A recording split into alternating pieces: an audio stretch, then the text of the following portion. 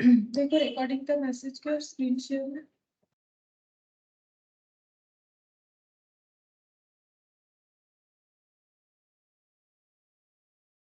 हाँ मैम आ गया।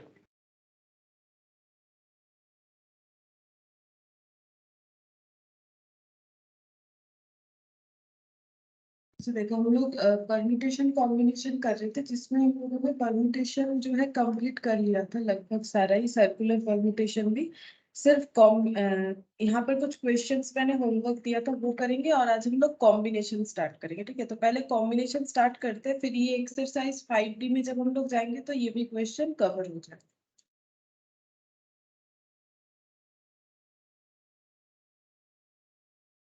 कॉम्बिनेशन, ठीक है, तो कॉम्बिनेशन और परमुटेशन में सबसे बड़ा जो प्रॉब्लम ये होता है कि समझ में ये नहीं आता कि कौन सा क्वेश्चन परमुटेशन का है और कौन सा कॉम्बिनेशन का है। ठीक है, तो एक्चुअली परमुटेशन और कॉम्बिनेशन में जो मेन डिफरेंस है वो देखो, वो कुछ इस तरह से, जैसे मान लो परमुटेशन अगर जो है उसका अगर जिस्ट बताए, उसमें हमें क्या करना पड़ता है, सिलेक्ट एंड अरेंज। ठीक है, कॉम्बिनेशन में क्या होगा, कॉम्बिनेशन में जो है सिर्फ सिलेक्शन मायने रखता है, अरेंज करने का जरूरत नहीं है। ठीक है, तो यहाँ ऑर्डर मैटर करता है, अरेंज होगा तो ऑर्डर मैटर। ठीक है, अरेंजमेंट अगर होता है तो ऑर्डर मैटर, यहाँ पर क्या हो जाएगा, ऑर्डर नॉट मैटर। ठीक है, ऑर्डर जो है वो मैटर नहीं करता है। अच्छा, अब इसको हम लोग एक एग्जांपल से समझ सकते हैं। जैसे मान लो कि अगर क्लास में 3 स्टूडेंट है, ठीक है, क्लास में 3 स्टूडेंट है। अब इनको हमें बताना है कि अगर मान लो एग्जाम हुआ है तो किसको सबसे ज्यादा मार्क्स मिला है। ठीक है, हाईएस्ट मतलब मान लो कौन फर्स्ट आया है, कौन सेकंड आया है और कौन थर्ड आया है अकॉर्डिंग टू मार्क्स। ठीक है, तो हम लोग कैसे डिसाइड कर सकते हैं, तो इसका अगर हमें पूछे कि कितने तरीके से ये हम लोग मतलब अरेंज कर सकते हैं, तो हम लोग ऐसे बोलेंगे कि ए फर्स्ट हो गया, बी सेकंड, सी थर्ड, ऐसा हो सकता है। या फिर ए फर्स्ट हुआ, सी और बी में ऐसा चेंजेस आ गया, फिर बी फर्स्ट हुआ, ए सी, बी फर्स्ट हुआ, सी ए, ये भी हो सकता है, सी ए बी, सी बी ए, ये हो सकता है ना। ये इतने तरीके का जो है, यहाँ पर देखो हम लोगों ने सिलेक्ट किया पहले 3 में से 3 लोगों को ही और उनको फर्स्ट सेकंड थर्ड किया। अब डी को लेके भी हम लोग कर सकते हैं, लेकिन उतना सारा लिखने में प्रॉब्लम होगा, तो सिलेक्ट किया और अरेंज किया। अब ऑर्डर मैटर मतलब देखो, ये जो मीनिंग है यहाँ पर ए फर्स्ट बी सेकंड सी थर्ड, लेकिन ए फर्स्ट सी सेकंड बी थर्ड, तो ये दूसरा ऑर्डर हो गया। ये कोई भी एक जैसा चीज हमें नहीं समझा रहा है। ठीक है, यहाँ पर ए फर्स्ट, ठीक है, यहाँ पर बी सेकंड, यहाँ पर सी थर्ड, इस तरीके से। तो यहाँ पर ऑर्डर मैटर कर रहा है, तो अरेंज जो है वो अरेंजमेंट कर रहा है और ऑर्डर भी मैटर कर रहा है। तो इसको अगर हम लोग फॉर्मूले के साथ करें तो 3 प्लेसेस है, फर्स्ट सेकंड थर्ड, यानी R3 है और एम हो जाएगा 3, 3p3, 3p3 का मतलब 3 फैक्टोरियल होता है, ये 6 हो जाएगा, 1 2 3 4 5 6। ठीक है, अब यहाँ पर देखो कॉम्बिनेशन में कैसे होगा, सिलेक्शन। ठीक है, कॉम्बिनेशन का मतलब सिर्फ सिलेक्शन होगा। मान लो हम लोग कोई गेम खेलना चाह रहे हैं, ठीक है, गेम में मान लो हम लोगों को 2 लोगों को सिलेक्ट करना है। ठीक है, हम लोग ऐसे सिलेक्ट कर रहे हैं, सिलेक्ट 2 प्लेयर फॉर, ठीक है, कोई गेम में दो दो प्लेयर को सिलेक्ट करना है, प्लेयर ए है, प्लेयर बी है, ये 2 प्लेयर है। ठीक है, अब अगर हम लोग बोलेंगे कि प्लेयर ए बी को सिलेक्ट कर लिया, बी ए को सिलेक्ट कर लिया, ऐसा नहीं होता है, क्योंकि ए बी को सिलेक्ट करने का मतलब ही बी ए को सिलेक्ट करना है। अब मान लो यहाँ पर ए बी सी ये 3 अगर दे देते हैं, उस केस में अगर हम लोग को 2 प्लेयर सिलेक्ट करना है तो हम लोग कैसे कर सकते हैं, ये देखो ऐसे कर सकते हैं। हम लोग का कितना सारा यहाँ पर सिलेक्शन हो जाएगा, या तो ए बी, या तो ए सी, या तो बी सी, या तो बी ए, या तो सी ए, या तो सी बी। ठीक है, अब ए बी लिखा है तो बी ए भी लिख देंगे, ऐसा नहीं होगा। ए सी लिखा है तो सी ए, ये दोनों बात ही एक है, चाहे ए बी लिखो चाहे बी ए लिखो।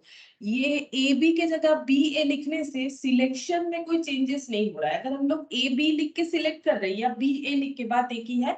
तो ऑर्डर में ए बी को लो या बी ए को लो, कोई फर्क नहीं पड़ता। इसीलिए इसको बोला जाता है ऑर्डर नॉट मैटर। ये दोनों पॉइंट जो है सिमिलर चीजों को बता रहा है, ठीक है, सिमिलर। यहाँ पर इसमें कोई चेंजेस हमें नहीं दिखेगा, ठीक है। लेकिन देखो, अगर ये वाला चीज देखोगे, मान लो दो स्टूडेंट में, तीन स्टूडेंट में, एक फर्स्ट एक सेकंड, थर्ड वाला अगर हम हटा देते हैं तो ए बी फर्स्ट और बी ए इस तरह से, मतलब ये फर्स्ट ये सेकंड पोजीशन है, A first B second, B first A second, ये दोनों बात लेकिन अलग होता है। लेकिन यहाँ पर ऐसा नहीं हो रहा है, ठीक है। जहां पर सिर्फ सिलेक्शन ही मैटर करेगा, ऑर्डर मैटर नहीं करेगा, वो हम लोग का होता है कॉम्बिनेशन। लेकिन जहां पर सिलेक्शन के साथ साथ जो है अरेंजमेंट भी मैटर रखता है, उसको हम लोग बोलते हैं परम्यूटेशन, ठीक है। तो यहाँ पर अगर इसको जिस्ट कर ले तो ये कुछ ऐसा दिखेगा, देखो। N greater than equal to R अगर होता है तो यहाँ पर सिलेक्शन प्लस अरेंजमेंट,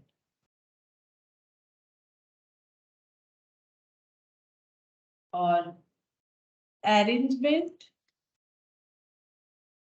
ओनली, और arrangement only when N equal to R, ठीक है।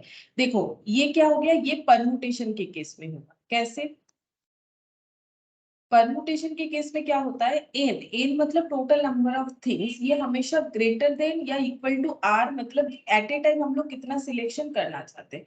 तो अगर हम लोग कम चीजों को सिलेक्ट करें तो वहां सिलेक्शन और अरेंजमेंट होता है। अगर हम लोग जितना चीजें सारे को सिलेक्ट कर रहे हैं तो वहां पर क्या होता है, ओनली अरेंजमेंट होता है, वहां सिलेक्शन का बात नहीं होता है। जैसे देखो यहाँ पर अगर हम लोग ये वाला पॉइंट देखें तो ये सिर्फ सिलेक्शन, और मतलब यहाँ पर सिर्फ अरेंजमेंट किया हम लोगों ने ए बी सी को। लेकिन अगर ए बी में से, एबीसी में से किसी दो जन को लेके फिर हम लोग फर्स्ट सेकंड बता रहे हैं, जैसे मैंने ए बी लिखा, बी ए लिखा, ठीक है, फिर हम और भी लिख सकते हैं बी सी, सी बी, ठीक है, और यहाँ पर सी ए सी। तो ये चीज क्या हो गया, ये चीज हम लोग का हो गया कि अरेंजमेंट, यहाँ पर हम लोग का ये हो जाएगा सिलेक्शन एंड अरेंजमेंट। तो पहले सिलेक्ट कर रहे तीन में से दो को, फिर अरेंज कर रहे हैं, तो ये तब पॉसिबल होता है जब N greater than equal to are.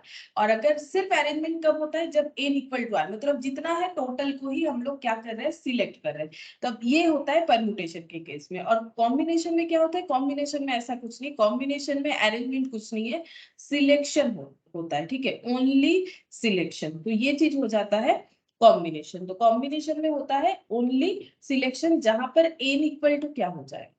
अब एन इक्वल टू आर भी हो सकता है या फिर कम भी हो सकता है। जैसे मान लो तीन में से दो जन को लेना है तो भी हम लोग का सिर्फ सिलेक्शन ही होगा, ठीक है। यहाँ पर भी हम लोग का सिर्फ सिलेक्शन होगा, बट यहाँ पर सिलेक्शन और यहाँ अरेंजमेंट हमेशा होगा, ठीक है। अगर हम लोग कम चीजों को ले रहे हैं तो सिलेक्ट एंड अरेंज होगा, या फिर सिर्फ अरेंज होगा। लेकिन यहाँ पर सिर्फ और सिर्फ हमेशा सिलेक्शन होगा, और ये चीज होता है कॉम्बिनेशन।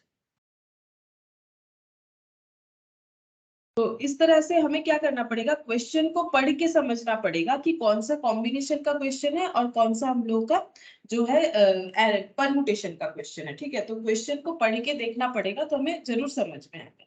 अच्छा, अब देखो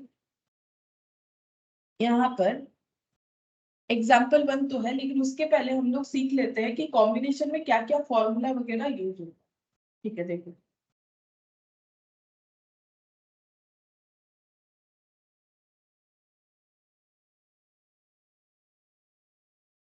यहाँ पर पहला theorem, number of combination of n things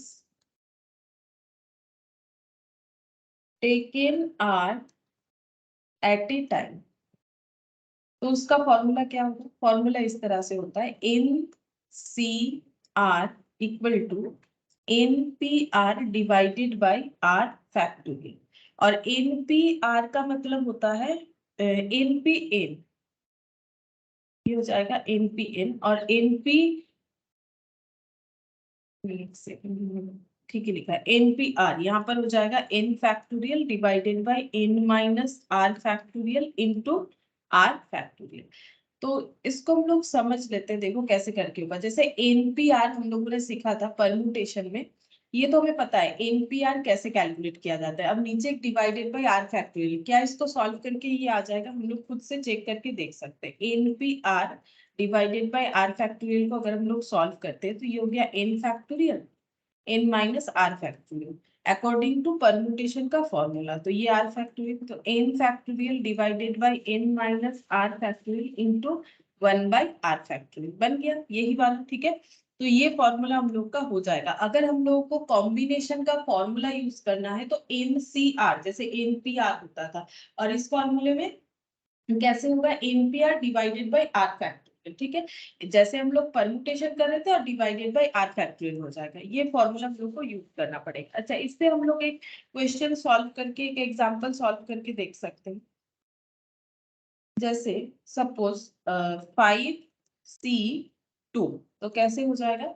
इसको हम लोग पहले लिखेंगे 5, ऐसे लिख सकते हैं, देखो 5P2 डिवाइडेड बाय यहाँ पर 2 फैक्टोरियल। इसके साथ कंपेयर करके देख सकते हैं। एनपीआर तो यहाँ पर कितना हो जाएगा? एनपीआर मतलब एक्चुअली ये अगर दिया हुआ है, एनसीआर अगर दिया हुआ है तो NPR divided by R factorial, वही किया मैंने। तो 5p2 का मतलब 5 factorial, 5 minus 2 factorial divided by 2 factorial.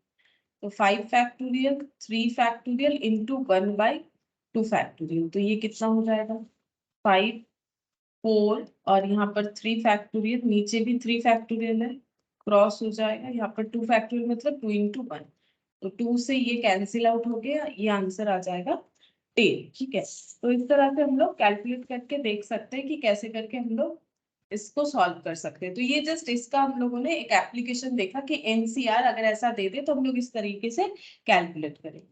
अच्छा, अब देखो यहाँ पर नेक्स्ट हम लोग देखते हैं, देखो ये वाला पॉइंट सीखेंगे। यहाँ पर हम लोगों ने ये वाला सीख लिया, NCR equal to NPR divided by R factorial, ये वाला एनसीआर इक्वल टू ये वाला।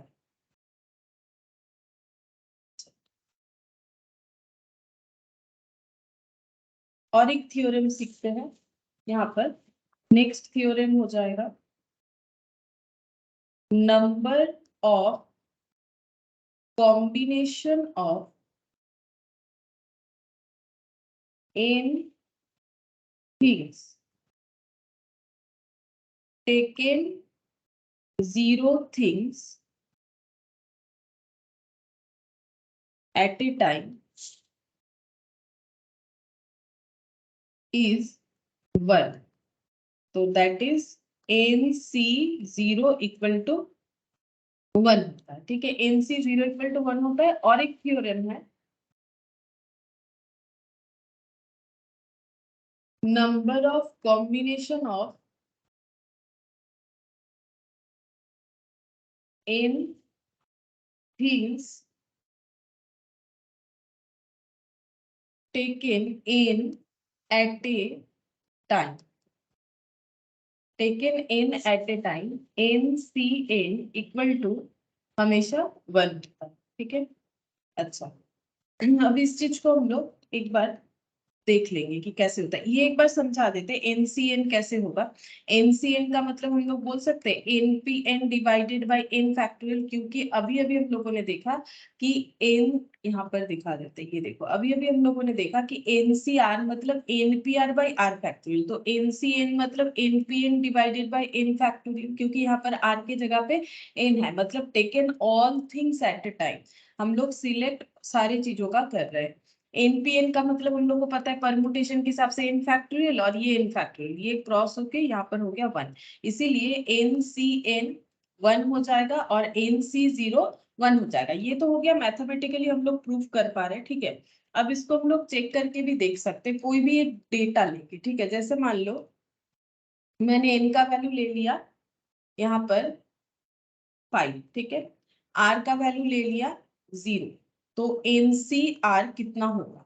तो एनसीआर हो जाएगा 5C0। अब इसको एक बार अगर हम लोग सॉल्व करके देखें तो इसको ऐसे सॉल्व करेंगे, एनसीआर तो ये हो जाएगा सबसे पहले NPR divided by R factorial. अब इसको सॉल्व करेंगे तो ये हो गया 5 फैक्टोरियल और 5 माइनस 0 फैक्टोरियल मतलब 5 फैक्टोरियल ही होगा, 5 माइनस 0 फैक्टोरियल और नीचे 0 फैक्टोरियल है तो ये 1 बाई 0 फैक्टोरियल। तो यहाँ पर हो गया 5 फैक्टोरियल बाई 5 फैक्टोरियल इंटू, ये देखो 5 factorial by 5 factorial into 1 by 1 that is 1। ठीक है, तो NC0 का मतलब हो गया हम लोग कुछ भी सिलेक्ट नहीं करना चाहते, जितना भी चीज हमारे पास अवेलेबल है। तो ये देखो NC0 इसीलिए हमेशा क्या होता है, 1 होता है। तो number of combination of n things taken 0 things at a time, अगर हम लोग कुछ भी चीज नहीं लेना चाहते एट ए टाइम तो ये इस तरीके से होगा। ठीक है, अच्छा अब और एक एग्जांपल देखते हैं, 5 और यहाँ पर लिख दिया 1, तो 5C1 कैलकुलेट करके देखते हैं कैसे आता है। तो 5C1 को हम लोग पहले लिखेंगे 5P1 डिवाइडेड बाई 1 फैक्टोरियल। तो 5P1 का मतलब 5 फैक्टोरियल और 5 minus 1 factorial into 1 by 1 factorial, ये चेंज होके बेस ऐसे हो जाएगा 5 factorial by 4 factorial into 1 by 1 factorial यानी 1। तो ये 5 इंटू 4 और ये 1 फैक्टोरियल है तो 1 बाई 1 मतलब ये हो गया 5। तो ये क्या आंसर आ गया, 5C1 का आंसर आ गया 1। तो अगर हम लोग एक चीज को सिलेक्ट करेंगे तो यहाँ पर कितने तरीके से कर सकते हैं, 5 तरीके से। तो ये देखो NC, अच्छा ये NCM था, ये NC1 था। ठीक है, तो अगर हम लोग 5 में से एक चीज को सिलेक्ट कर रहे हैं तो वो कितने तरीके से कर सकते हैं, 5 तरीके से कर सकते हैं। ठीक है, ये हम लोग का कैलकुलेशन होके आ गया। अगर हम लोग दो चीज का सिलेक्शन करते हैं तो 5C2, तो यहाँ पर हो जाएगा 5P2 divided by 2 factorial. 5P2 मतलब 5 फैक्टोरियल और 5 माइनस 2 मतलब 3 फैक्टोरियल इंटू 1 बाई 2 फैक्टोरियल। तो ये हो गया 5 3 5 4 और 3 फैक्टोरियल। तो यहाँ पर 3 फैक्टोरियल 1 बाई 2 फैक्टोरियल, तो ये हो जाएगा 2 10। ठीक है, तो ये 10 वेज हो सकता है। नेक्स्ट यहाँ पर देखो, अगर 5 3 होता है तो 5C3, इससे क्या आंसर आएगा, 5P3 divided by 3 factorial. 5P3 का मतलब 5 फैक्टोरियल, 5 माइनस 3 2 फैक्टोरियल और 1 बाई 3 फैक्टोरियल। तो ये कैंसिल आउट हो जाएगा, 5 4 और 3 factorial divided by 2 into 1 into 3 factorial. तो ये भी हो गया देखो 10। ठीक है, ये भी 10 आंसर आया, जस्ट इसके आगे वाला जैसा आंसर आया था वैसे ही। और 5 4 तो 5C4, तो यहाँ पर हो जाएगा 5P4 और 4 फैक्टोरियल। ठीक है, तो 5P4 मतलब 5 फैक्टोरियल और 1 फैक्टोरियल और 1 बाई 4 फैक्टोरियल। तो यहाँ पर हो गया 5 इंटू 4 फैक्टोरियल बाई 4 फैक्टोरियल, ये 5 निकल के आ गया। अब इसका रेलिवेंसी भी समझा देते हैं, बस लास्ट हो गया 5C5, ये वाला 5P5 डिवाइडेड बाई 5 फैक्टोरियल। अब 5P5 मतलब 5 फैक्टोरियल होता है डिवाइडेड बाई 5, ये हमें परमुटेशन से पता है कि 5P5 n मतलब NPN n फैक्टोरियल होता है, तो ये 1 आ गया। अब अगर इसको थोड़ा सा ध्यान से देखें हम लोग, तो यहाँ पर आंसर 1 आया। अच्छा, ये किस चीज का आंसर 1 आया, अगर हम लोग सारी चीजों को सिलेक्ट करते तो एक तरीका है, अगर हम लोग एक भी चीजों को सिलेक्ट नहीं करते तो भी एक तरीका है। तो इसीलिए NC0 भी 1 आया, NCN भी 1 आया। ये थ्योरम हमें याद रखना पड़ता है, हम लोगों का कैलकुलेशंस में काम आता है, तो इसको हम लोग समझ भी सकते हैं इस तरीके से। ये देखो, एक भी चीजों को नहीं सिलेक्ट करने का तरीका एक ही है, हम लोग किसी को भी नहीं सिलेक्ट करना चाहते तो एक ही तरीका है। और अगर हम लोग 5 में से पांचों को ही सिलेक्ट करना चाहते हैं तो भी हम लोगों के पास एक ही वे है। ठीक है, अच्छा अब देखो, 5 में से एक सिलेक्ट करने से आंसर 5 और 5 में से अगर हम लोग 4 सिलेक्ट कर रहे हैं तो भी आंसर 5 है। एक्चुअली ये क्या होता है, ये कंप्लीमेंट्री रिलेशन है। इसका मतलब क्या हुआ, 5C1 का मतलब हो गया कि हम लोग 5 में से एक को सिलेक्ट कर रहे हैं, इसका मतलब हम लोग ऑपोजिट बोल सकते हैं कि हम लोग 4 को रिजेक्ट कर रहे हैं। ठीक है, 4 को रिजेक्ट कर रहे हैं। और ये जो है 5C4 मतलब हम लोग 4 को सिलेक्ट कर रहे हैं, एक को रिजेक्ट कर रहे हैं। तो अगर हम लोग इसमें जो है कंप्लीमेंट्री रिलेशन देखें तो हम लोग ऐसा बोल सकते हैं, ये देखो इसमें हम लोग फिर ऐसा थ्योरम लगाएंगे, 5C1 का मतलब हो गया way to select one out of 5 in other ways to not select or reject 4 out of 5। ठीक है, ये हम लोग बोल सकते हैं। तो कंप्लीमेंट्री कॉम्बिनेशन क्या हुआ, 5C1 का जो आंसर आया वही 5C4 का आंसर आया। ठीक है, 5C1 का मतलब हो गया कि 5 में से एक को सिलेक्ट करना, 4 को सिलेक्ट नहीं करना, और ये हो गया 5 में से 4 को सिलेक्ट करना, एक को सिलेक्ट नहीं करना। ठीक है, तो इसको हम लोग क्या बोलते हैं, कंप्लीमेंट्री रिलेशन। ठीक है, तो ये हो गया कंप्लीमेंट्री कॉम्बिनेशन। मतलब यहाँ पर कंप्लीमेंट्री कॉम्बिनेशन का इस तरीके से रिलेशन बन सकता है। ठीक है, तो इसको अगर हम लोग फॉर्मूले में देखें तो इससे भी एक हमारा फॉर्मूला बन जाता है, NCR equal to NC n minus R. क्योंकि देखो ये है 5, ये है 1, तो NCR, तो ये है N5C4, मतलब कैसे आया 5 माइनस 1 करके, तो NCR इक्वल टू होता है NCn माइनस आर। तो ये और एक फॉर्मूला हो गया, ये कंप्लीमेंट्री कॉम्बिनेशन वाला ही फॉर्मूला हम लोगों ने देखा। ठीक है, इसका प्रूफ भी हम लोगों ने देखा कि 5C1 इक्वल टू क्या हो जाता है, 5C4 हो जाता है। ठीक है, तो अगर जैसे देखो लिखा हुआ है 14C12, तो इसका कंप्लीमेंट्री क्या रिलेशन होगा, 14 में से 12 सिलेक्ट हो रहा है, तो इसका मतलब कितना सिलेक्ट नहीं हो रहा है वही इसका कंप्लीमेंट्री होगा। 14 में से 12 सिलेक्ट हो रहा है, इसका मतलब 2 सिलेक्ट नहीं हो रहा है, तो ये कंप्लीमेंट्री बन गया, और ये दोनों का आंसर 1 होगा। ठीक है, एक इसीलिए होता है, 5 में से एक चीजों को हम लोग 5 तरीके से सिलेक्ट कर सकते हैं, वैसे ही 5 में से 4 चीजों को भी हम लोग 5 तरीके से ही सिलेक्ट कर सकते हैं। 5 में से एक कितना बार हो जाएगा, मान लो 5 चीज है हमारे पास ABCDE। ठीक है, इसमें से कोई भी एक कितने तरीके से ले सकते हैं, या तो A ले लेंगे तो एक तरीका, या तो B ले लेंगे दूसरा, या तो C ले लेंगे तीसरा, या तो डी ले लेंगे फोर्थ, एंड अगर ई लेते हैं फिफ्थ। तो ये 5 तरीका हो गया। वहीं पर अगर 5 में से 4 को लेना है तो ABCDE, 5 में से 4 लेना है तो हम लोग कितने तरीके से ले सकते हैं, तो यहाँ पर भी हम लोग या तो A ले सकते हैं एक तरीका, या तो मतलब 5 में से एट ए टाइम 4। तो इस तरीके से अगर हम लोग लिखेंगे कॉम्बिनेशंस को, तो एक बार हम लोग ई को रिजेक्ट करेंगे तो एक तरीका होगा। ठीक है, एक बार हम लोग डी को रिजेक्ट करेंगे तो दूसरा तरीका होगा, एक बार हम लोग सी को रिजेक्ट करेंगे तीसरा, एक बार हम लोग ए को रिजेक्ट करेंगे चौथा, एक बार हम लोग एक बी को रिजेक्ट करेंगे, एक बार हम लोग ए को रिजेक्ट करेंगे, तो 5 बार। तो यहाँ पर ना कैलकुलेशंस करने पे ऐसा ही आ रहा है। ठीक है, तो अगर हम लोग 5 में से 4 चीजों को सिलेक्ट करते हैं तो भी 5 तरीका, 5 में से एक चीजों को सिलेक्ट करते हैं तो भी उतना ही वेज उतना सारा हो रहा है, इसीलिए ये कंप्लीमेंट्री हो रहा है।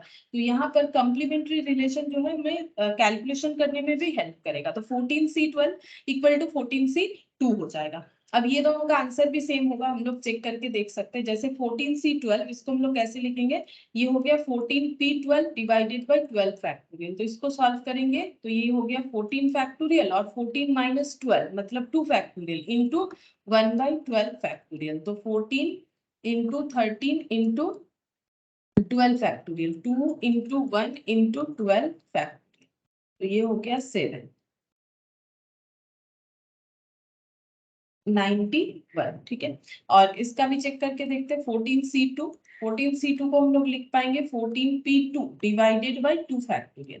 तो 14 फैक्टोरियल और 14 माइनस 2 मतलब हो गया 12 फैक्टोरियल इंटू 1/2 फैक्टोरियल। तो देखो सेम चीज आ रहा है, 14/2 और 1/12 एक ही बात है, तो ये भी 91 ही आएगा कैलकुलेट करेंगे।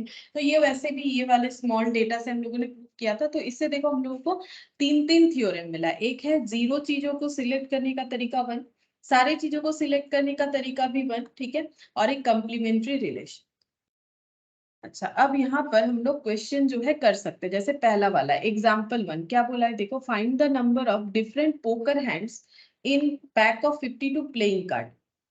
तो 52 प्लेइंग कार्ड मतलब जो ताश होता है, कार्ड होता है, तो वो 52 होता है, हम लोग को पता है। हमें बोला है कि find the number of different poker hands in A pack of 52 playing card. तो कितने सारे पोकर हैंड्स हो सकते हैं, एक्चुअली जब 5 कार्ड एक साथ होता है तो वो पोकर हैंड्स होता है। ठीक है, तो 5 कार्ड एक साथ होगा, ऐसा कितना सारा कॉम्बिनेशन हो सकता है। ठीक है, ये हमें फाइंड आउट करना है। तो हम लोग कैसे करके फाइंड आउट करेंगे, तो यहाँ पर एग्जाम्पल 1, तो टोटल कार्ड है 52, तो n 52 हो जाएगा। उसमें से पोकर हैंड्स बनाने के लिए हमें at a time 5 card select करना पड़ेगा, और ये कितने तरीके से होगा, 5 to C5, और ये कॉम्बिनेशन का ही क्वेश्चन होगा, क्योंकि कार्ड जो है उसका कॉम्बिनेशन इधर उधर होने से हमें तो अरेंजमेंट करना नहीं है, तो कॉम्बिनेशन इधर उधर होने से कोई फर्क नहीं पड़ता है, मतलब सॉरी ऑर्डर मैटर नहीं करता है। तो अरेंजमेंट अगर इधर उधर, जैसे मान लो ये इक्का वाला कार्ड है, यहाँ पर मान लो किंग वाला कार्ड है, ऐसे हम लोगों ने अरेंज किया है, मतलब ऐसे करके अगर हाथ में पकड़ा हुआ है, ये के हिसाब से रहे या के ए के हिसाब से रहे, उससे कोई फर्क नहीं पड़ेगा। इस तरीके से हमें 5-5 कार्ड का जो है सिलेक्शन करके देखना है। तो 5-5 कार्ड कैसे सिलेक्ट हो जाएगा, 52C5, ठीक है। अब यहाँ पर हम लोग कैसे लिखेंगे, 52P5, जैसे मैंने सिखाया अभी, और यहाँ पर 5 फैक्टोरियल, मतलब NCR मतलब NPR divided bye R factorial. अब 52 factorial 52 minus 5 factorial into 1/5 factorial. अच्छा 52 माइनस 5 ये कितना हो जाएगा, 52 माइनस 5 करेंगे तो ये 47 हो गया, 47 फैक्टोरियल 1/5 फैक्टोरियल। अच्छा तो 47 यहाँ पर 52, 51, 50, 49, 48, और ये हो गया 47 factorial divided bye 47 factorial into 5 into 4 into 3 into 2 into 1, ऐसे हो जाएगा। अच्छा अब ये 47 कैंसिल आउट हो गया। अच्छा ये हो जाएगा 5 से, ये 10 कैंसिल आउट हो गया, ये हो गया हम लोगों का 4 इंटू 3 इंटू 2 6, और ये 8 से कैंसिल आउट हो जाएगा 4, और ये 2, तो 2 इंटू 10 20 इंटू 49, तो 52 इंटू 51 इंटू 20 इंटू 49, ठीक है। तो ये आंसर काफी ज्यादा आ रहा है, ये हम लोग का वैल्यू आ रहा है 2598, लेकिन हम लोग इस तरह से कैलकुलेट नहीं करेंगे, हम लोग एक शॉर्टकट तरीका लेंगे, उससे कैलकुलेट करेंगे, ठीक है। ये तो हम लोगों ने अभी जैसे सीखा उसी तरह से सॉल्व कर लिया, तो कैलकुलेटर में हो जाएगा, लेकिन हम लोग के पास एक शॉर्टकट तरीका है। हम लोग कैसे कर सकते हैं, हम लोग का शॉर्टकट ये है कि पहले हम लोग r को नीचे स्प्लिट करेंगे, तो r का 5 फैक्टोरियल हो जाएगा, तो 5 फैक्टोरियल को हम लोग नीचे स्प्लिट करेंगे 5 4 3 2 1, ठीक है। और नीचे जितने सारे फैक्टर्स बनेंगे ऊपर में हम लोग उतने सारे फैक्टर्स ही लिखेंगे n वाले डेटा से, तो 52 51 50 और 49 1 2 3 4 5 1 2 3 4, और एक बार होगा यहाँ पर 5, ठीक है।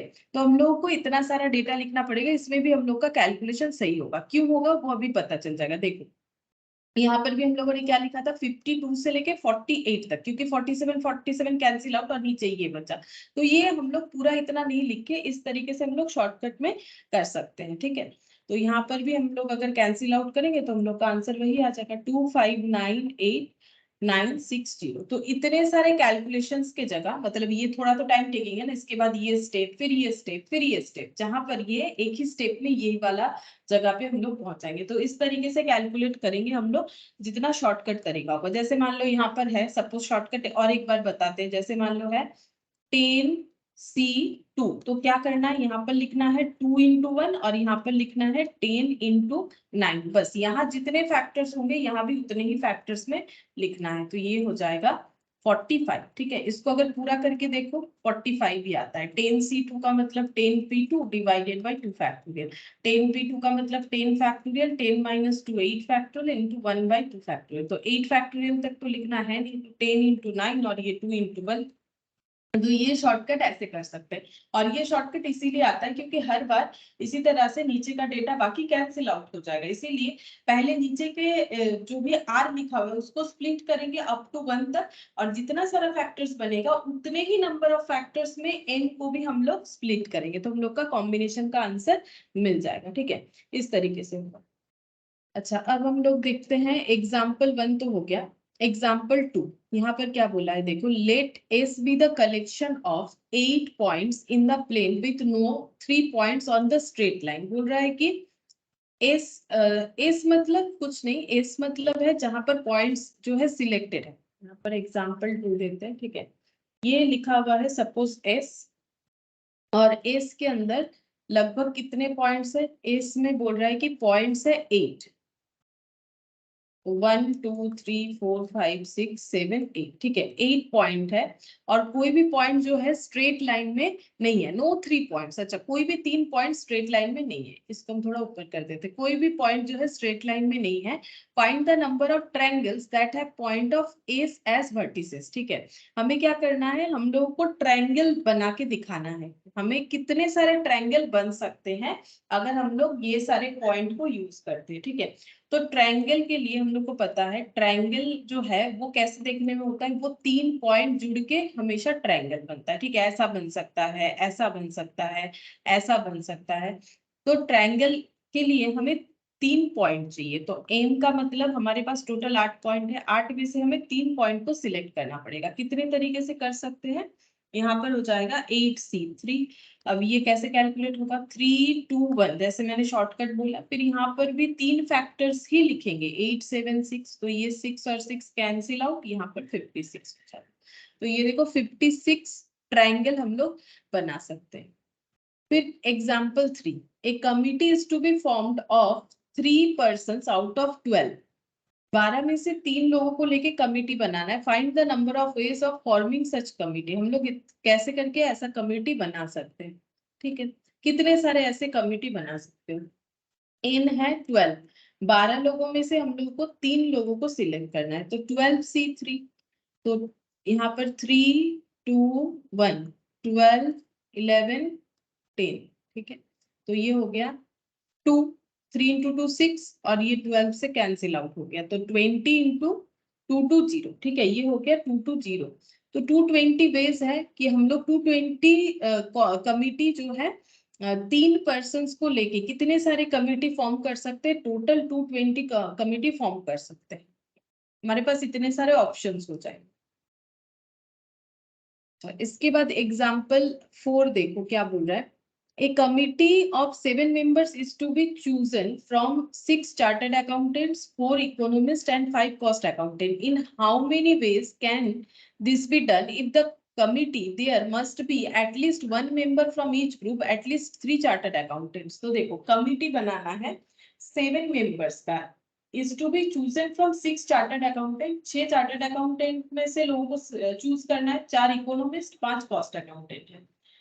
In how many ways can this be done? If in the committee there must be at least 1 member from each group, हर एक ग्रुप से एक मेंबर होना चाहिए, मतलब कम से कम एक सीए, एक इकोनॉमिस्ट, एक कॉस्ट अकाउंटेंट होना चाहिए, एंड एटलीस्ट 3 चार्टर्ड अकाउंटेंट। अच्छा, चार्टर्ड अकाउंटेंट कम से कम 3 होना ही चाहिए, तो हम लोग कितने कमिटी बना सकते हैं। देखो ये सब क्वेश्चन जो कॉम्बिनेशन का है, ये कैसे पता चलेगा, जैसे देखो पहला क्वेश्चन ही जैसे मैंने बोला था, पोकर हैंड वाला जो था, 5 कार्ड हमें चाहिए। पोकर हैंड मतलब वो 5 कार्ड हमारे पास होगा, तो 5 कार्ड का कितना सारा कॉम्बिनेशन हो सकता है, तो वो मैंने समझाया था कि कार्ड जो है 5 कार्ड कैसे भी रखो वो एक ही कॉम्बिनेशन कहलाएगा, ठीक है। जैसे यहाँ पर देखो, यहाँ पर हम लोग का जो था ये वाला एस, यहाँ से हम लोग जो पॉइंट चूज कर रहे हैं, ठीक है, ये पॉइंट लेना है।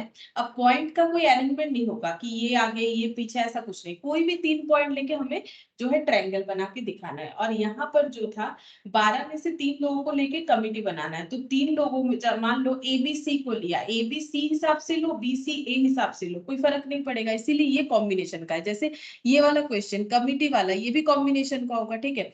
हम लोग कोई भी 3 चार्टर्ड अकाउंटेंट को ले, इससे हम मतलब मेरा कहने का मतलब ये है कि जब हम लोग कमिटी बनाएंगे तो हम लोग यहाँ पर 7 मेंबर्स का कमिटी बनाएंगे, तो 7 मेंबर्स में जैसे मान लो A B, for example A B C D E F, 1 2 3 4 5 6 7 E F G ऐसे ले लिया, या फिर अगर हम लोग बी सी ए डी ऐसे करके इनको भी ले रहे हैं, मतलब हम ये कहना चाह रहे हैं कि ए बी के जगह मान लो यहाँ पर मैंने लिख दिया बी ए, बाकी सब एज इट इज ही लिखा, ये कॉम्बिनेशन होता है तो इसमें कोई फर्क नहीं पड़ता है, ठीक है। लेकिन ये अगर परमुटेशन होता है तो फर्क पड़ता है, इसीलिए ये सिलेक्शन कुछ अलग मायने नहीं रखता। जैसे मैंने पहले ही बोला था कि अगर हम लोग ए बी लिखे या बी ए लिखे, गेम के लिए, मैच के लिए अगर हम लोग दो प्लेयर को चूज कर रहे हैं तो उसमें ए बी चूज कर रहे हैं ऐसा बोले या बी ए चूज कर रहे हैं ऐसा बोले, उसमें कोई फर्क नहीं पड़ता है। वो कमिटी के लिए भी वही होगा, कमिटी के लिए मेंबर को चूज करना है तो मेंबर मान लो ए बी है, ए बी बोले या बी ए बोले क्या फर्क पड़ेगा, कुछ नहीं, ठीक है।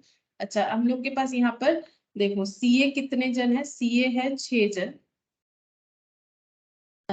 6 चार्टर्ड अकाउंटेंट, 4 इकोनॉमिस्ट, इकोनॉमिस्ट है 4, और कॉस्ट अकाउंटेंट है 5, कॉस्ट अकाउंटेंट है 5, ठीक है। अब हम लोग को क्या करना है, यहाँ पर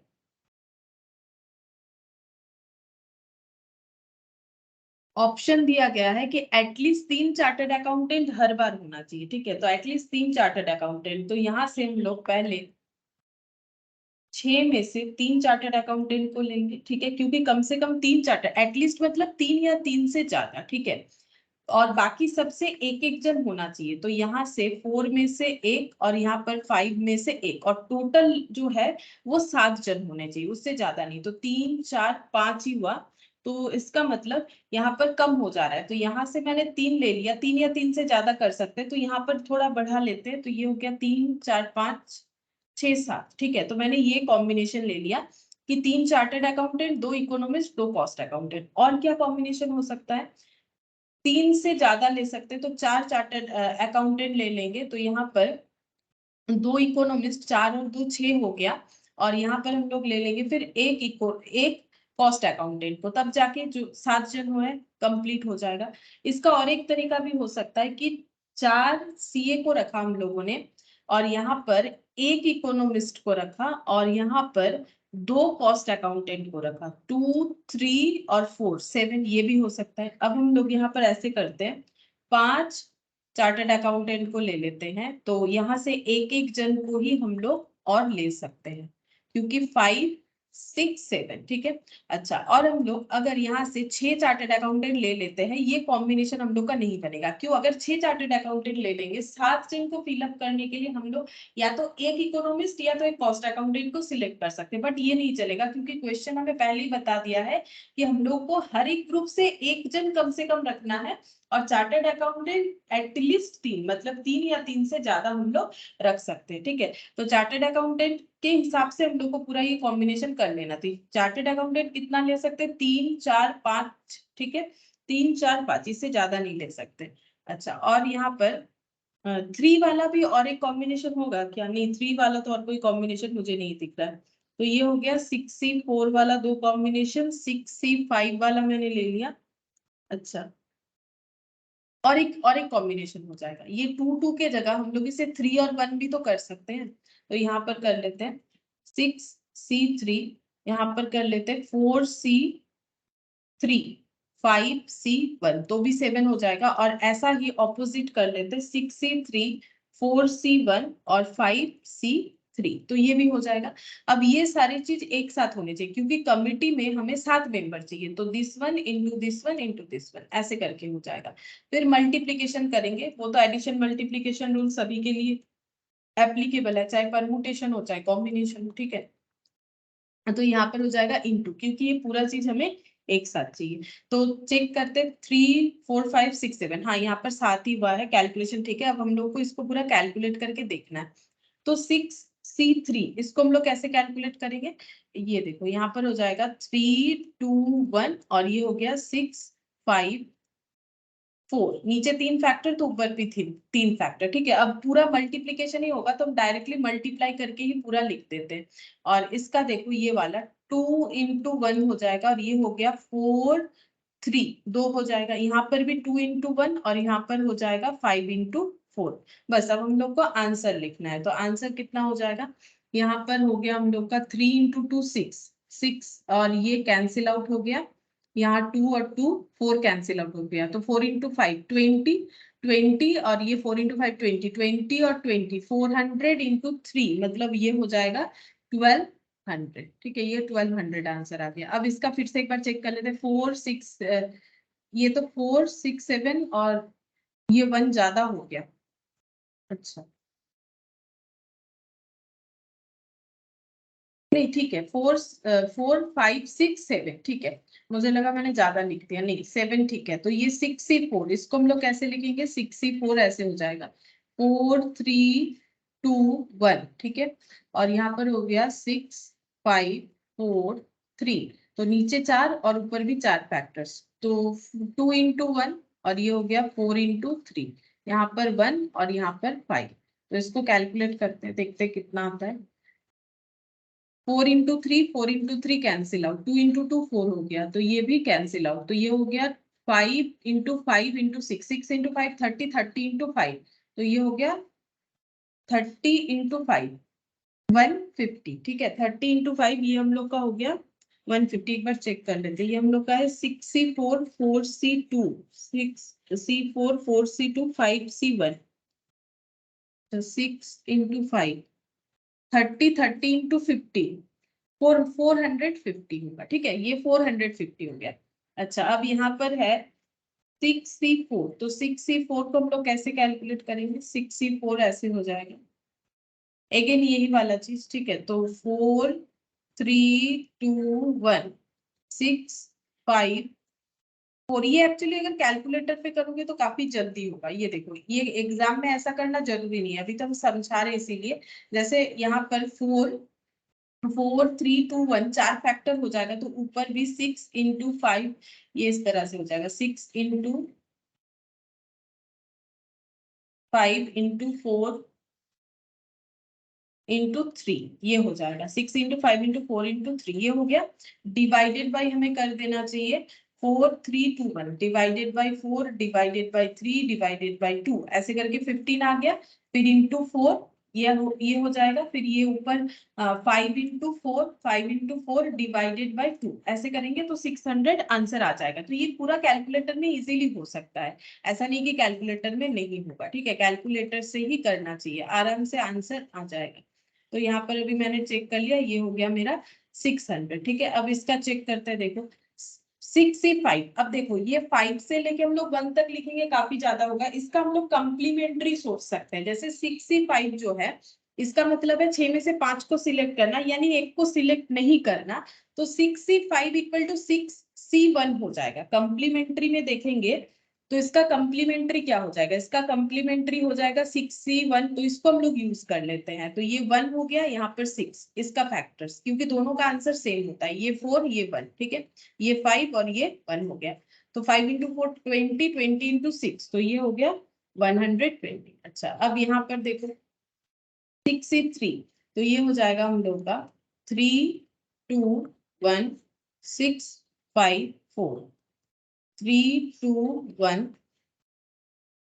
4 3 2 और ये 1 और यहाँ पर 5 हो गया ठीक है। अब इसको हम लोग कैलकुलेटर में कैसे कर सकते हैं, ये नीचे 3 फैक्टर तो ऊपर भी 3, यानी 6 5 4 ठीक है, डिवाइडेड बाई 6 हो जाएगा, क्योंकि 3 into 2 into 1 620 हो गया। अच्छा फिर इंटू 4 3 2 और नीचे 3 फैक्टर, यानी डिवाइडेड बाई 6, ये थोड़ा सा याद रखने से इजीली कर सकते हैं हम लोग, ये 400 होगा। इसको सॉल्व करेंगे तो 400 आ जाएगा। अब यहाँ पर ये वाला 6C3 4C1 5C3, तो 6C3 का ये हो गया, ये देखो 6 5 4, क्योंकि 3 के बाद 1 तक 3 फैक्टर होगा, डिवाइडेड बाई 6 कर लो, 20 हो गया। इंटू 4, नीचे 1 है, 1 का कोई इंपैक्ट नहीं आएगा, into 5 into 4 into 3 divided by 6, तो ये हो जाएगा 800। इसका कैलकुलेशन करने से 800 आएगा। तो ये सब लिखने का कोई जरूरत नहीं है, ये जस्ट समझाने के लिए, एक बार कॉपी में रहेगा तो बाद में समझने में दिक्कत नहीं होगा। 3 2 1 5 4 3, तो 800 हो गया। अब ये इतने सारे ऑप्शंस है, हम लोग को टोटल ऑप्शन पूछा है। देखो हम लोग को क्वेश्चन में पूछा है कि ऐसे कितने सारे ऑप्शंस हो सकते हैं, तो ये देखो टोटल करने से पता चल जाएगा कितने सारे ऑप्शन हो सकते हैं। ये यहाँ पर हम लोगों ने देखा, ये इतने सारे ऑप्शन है। अब ये सबका टोटल करेंगे, 1200 plus 450 plus 600 plus 120 plus 400 plus 800, तो ये आंसर आ गया 3570। अच्छा ये ऐड क्यों हुआ वो भी हम बता देते हैं। देखो एक्चुअली ये ऐड इसीलिए हो रहा है क्योंकि अगर हम लोग देखें तो ये यहाँ पर देखो 3 सीए, ये पहला वाला देखो 3 सीए और 2 इकोनॉमिस्ट और 2 कॉस्ट अकाउंटेंट लेके 1200 तरीके से हम लोग जो है कमिटी बना सकते हैं। ठीक है, जैसे कि 6 में से 3 को लेंगे ना, ये 3 को लिए, फिर दूसरे तीन इस तरह से। तो यहाँ पर क्या हो गया 1200 तरीका। अगर हम लोग ये वाला ऑप्शन लेते हैं कि हम लोग 4 सीए को रखेंगे, 2 इकोनॉमिस्ट को रखेंगे, 5 कॉस्ट, तो इतना सारा तरीका। तो इस तरीके से ये सब अलग अलग वेज है इस तरीके से जो है कमेटी बनाने के। तो टोटल वेज कितने हो गए, इतना। ठीक है, इसीलिए टोटल करना जरूरी है। तो टोटल वेज पूछा है ना, तो टोटल वेज अगर हम लोग बोलेंगे ये है, ये तो एक तरीका है जहां पर 3 सीए और 2 इकोनॉमिस्ट और 2 कॉस्ट अकाउंटेंट को लेके हम लोग कमेटी बना रहे हैं। लेकिन हम लोग इसके अलावा भी दूसरा ऑप्शंस भी तो सोच सकते हैं, जैसे 4 सीए को रख सकते हैं, 2 इकोनॉमिस्ट को रख सकते हैं, 1 कॉस्ट अकाउंटेंट को रख सकते हैं। तब कितने सारे तरीके, ऐसे करके टोटल कितने सारे तरीके, यही हमें पूछा गया था। ठीक है, अच्छा ये हो गया हम लोग का एग्जाम्पल 4। नेक्स्ट देखो ये वाला एग्जाम्पल 5। नेक्स्ट यहाँ पर क्या बोला है कि a person has 12 friends of whom 8 are relatives, in how many ways can he invite 7 guests such that 5 of them are relatives। ठीक है, तो एक पर्सन है जिन्होंने किसी को इनवाइट करना है। ठीक है, उनके 12 फ्रेंड्स हैं और फ्रेंड में कुछ रिलेटिव है कुछ नॉन रिलेटिव है। तो देखो इनके पास रिलेटिव्स है 8 और इसका मतलब 4 नॉन रिलेटिव्स है। अब ये जो इनवाइट करना चाहते हैं, कितने लोगों को इनवाइट करना चाहते हैं एट ए टाइम, 7। ठीक है, तो इनवाइट करना चाहते हैं 7 पर्सन्स को। ठीक है, लेकिन उसमें एक कंडीशन सोच रखा है उन्होंने, बोल रहे कि 5 ही has to invite 5 relatives and 2 friends as a guest. 5 relatives can be chosen out. Sorry, a person has 12 friend of whom 8 are relatives. In how many ways can he invite 7 guests such that 5 of them are relative? तो 5 relative होने ही चाहिए। तो इसका मतलब non relative कितने होंगे, 2। 7 लोगों को अगर बुलाना है तो नॉन रिलेटिव ऐसे हो जाएगा। तो ये तो कंफर्म हो गया, 5 रिलेटिव को बुलाना है तो बाकी 7, अगर टोटल 7 लोगों को इनवाइट करना है तो 2 नॉन रिलेटिव हो जाएंगे। तो हमारे पास ऑप्शन कितने सारे होंगे, 8 में से 5 जन को बुलाना है तो 8C5। 8 में से 5 जन को बुलाना है तो 8C5 एंड 4 में से 2 जन को एंड 4 में से 2 जन को। तो ये तो हो गया तरीका सिलेक्ट करने का। अब 8 रिलेटिव में से कौन से 5 रिलेटिव को वो बुलाना चाहते हैं उनको बुलाएंगे, और 2 नॉन रिलेटिव में से कौन से 2 नॉन रिलेटिव को बुलाना चाहते हैं। लेकिन ये इंसिडेंट एक साथ होगा तब ना 7 जन होगा, तब जाके इसीलिए इसमें मल्टीप्लीकेशन लगेगा। तो 5 4, ये देखो इसका कंप्लीमेंट लिखेंगे ना आसान हो जाएगा। देखो इसको अगर हम लोग लिखेंगे 5 से लेके 1 तक तो बहुत सारे फैक्टर लिखना पड़ेगा। 8 में से 5 लोगों को बुलाने का मतलब है 3 लोगों को नहीं बुलाना। तो 8C5 का जो आंसर आएगा 8C3 का भी वही आएगा, 4C2 का। ठीक है, इसका कंप्लीमेंट्री करने का जरूरत नहीं है, करेंगे तो भी 4C2 ही आएगा। तो अब देखो सॉल्व करते और भी जल्दी होगा। 3 2 1, ये कैलकुलेटर पे कर लेना चाहिए हम लोग को। अभी हम लिख के दिखा देते हैं, बाकी कैलकुलेटर में कर सकते हो। 2 1 और 4 3 हो गया। तो यहाँ से देखो 6 और ये 6 कैंसिल आउट, ये 2 कैंसिल आउट हो गया। तो 3 इंटू 2 6, 6 इंटू 8 इंटू 7। तो देख लेते कितना होगा, 6 इंटू 8 इंटू 7। तो ये हो गया 336, 336। ठीक है, 336 आंसर हो गया। कैलकुलेटर लेके करेंगे तो और भी जल्दी होगा। अच्छा फिर एग्जाम्पल 7 6। अच्छा यहाँ पर क्या बोला है देखो, a company wishes to simultaneously promote 2 of its 6 department heads to assistant manager. तो कंपनी चाहती है कि कंपनी उनके 6 डिपार्टमेंट में जो लोग हैं, ठीक है, उनको असिस्टेंट मैनेजर बनाना चाहती है। Simultaneously promote two of its 6 department heads. अच्छा 6 डिपार्टमेंट है, ये कंपनी का 6 डिपार्टमेंट है, 1 2 3 4 5 6। ठीक है, हर एक डिपार्टमेंट में एक डिपार्टमेंट हेड है। ये लोग कौन है, ये लोग है डिपार्टमेंट हेड। हर एक डिपार्टमेंट में डिपार्टमेंट हेड होते हैं। अब ये डिपार्टमेंट हेड जो है, इनमें से किसी भी दो को कंपनी बनाना चाहती है असिस्टेंट मैनेजर, ठीक है, तो टोटल 6 लोग हैं, 6 में से किसी दो को ही वो असिस्टेंट मैनेजर बना सकती है। तो या तो ये दो को बना ले, या ये दो को बना ले, या फिर ये दोनों को, ये दोनों को, या फिर ये दोनों को, या फिर ये दोनों। अब इसके अलावा भी कॉम्बिनेशन हो सकता है, लाइक ये दोनों को बना ले, या फिर इनके साथ ये दोनों को बना ले, ठीक है। इस तरीके से तो बहुत सारा अलग अलग कॉम्बिनेशन आएगा, उतना तो हम लोग लिख लिख के नहीं दिखा सकते। तो हम लोग क्या करेंगे, यहाँ पर कैलकुलेट करेंगे 6 तो ये हो गया 2 into 1 6 into 5, तो 2 से कैंसिल आउट 3 हो गया, तो आंसर 15 हो गया। 15 ऐसा कॉम्बिनेशन हो सकता है, ठीक है, 15 वेज। अच्छा, फिर देखो एग्जाम्पल 7,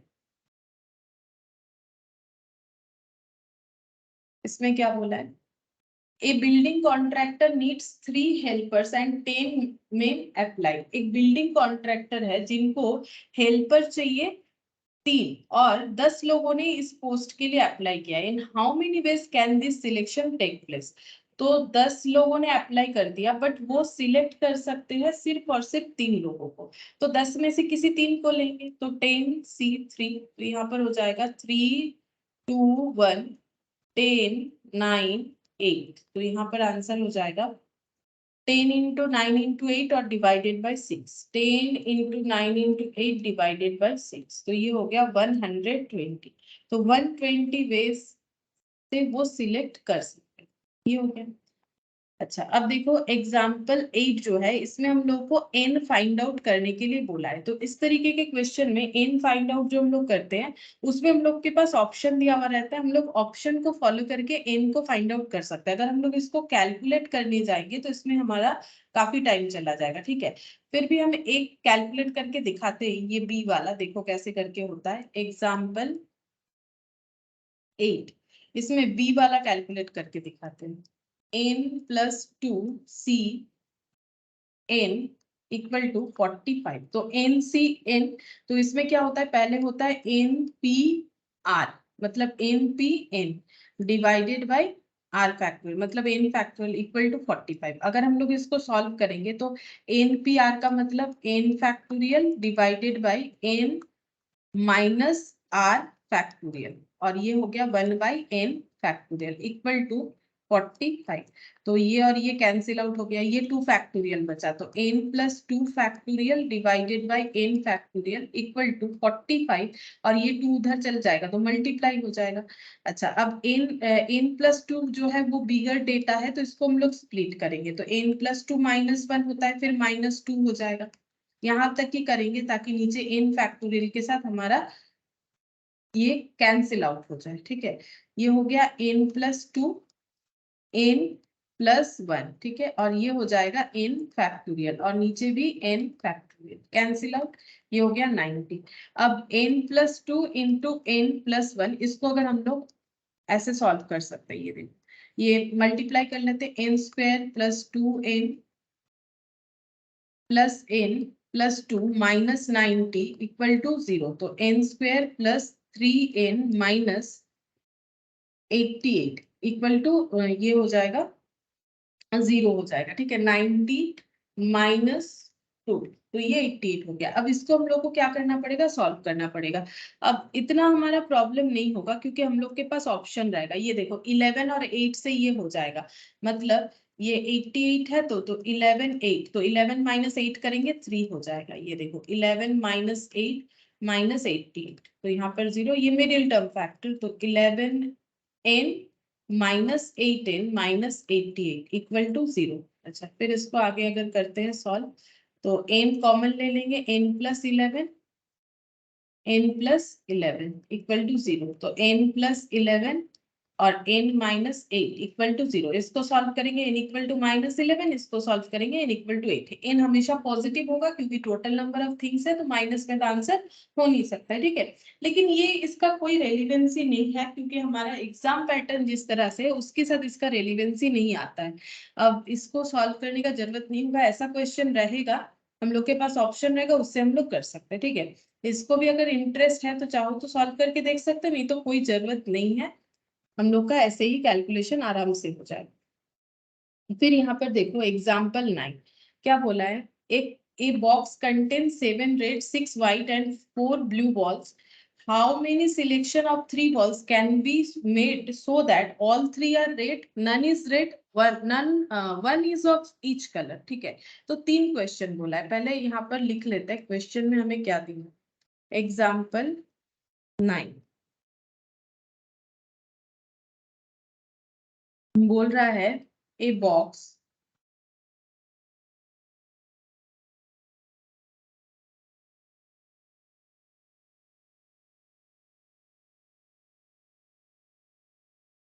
ठीक है, यहाँ पर बोला है एक बॉक्स है जिसमें बोल रहा है 7 red 6 white. 7 red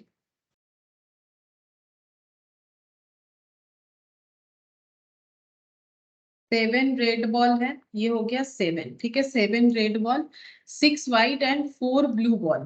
4 blue ball बना लेते हैं. और जो व्हाइट बॉल है उसे हम फिलहाल ऐसे कर लेते हैं. व्हाइट बॉल है हम लोग का 6. ये हो गया 6 व्हाइट बॉल. ठीक है, अभी हम लोग को क्वेश्चन ये पूछा है how many selection of 3 balls can be made so that all 3 are red. All 3 are red, सारे के सारे रेड बॉल निकल के आए. ऑल 3 आर रेड, ऐसा क्वेश्चन जो है हम लोगों का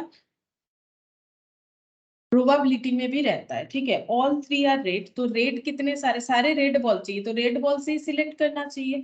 तो ये 7 रेड बॉल है. ठीक है, तो 7 रेड बॉल में से सिलेक्ट करेंगे 3, तभी तो हम लोग का 3 रेड बॉल आएगा. तो इसको अगर हम लोग कैलकुलेट करते हैं तो 3 2 1 और ये हो गया 7 6 और 5. तो यहाँ पर 6 और 6 कैंसिल हो जाएगा, ये हो गया 35 पेज हो सकता है. एक बार चेक कर लेते हैं. 35 पेज. ठीक है, फिर ऑल 3 आर रेड के बाद पूछा है नन इज रेड, कुछ भी रेड बॉल नहीं आना चाहिए.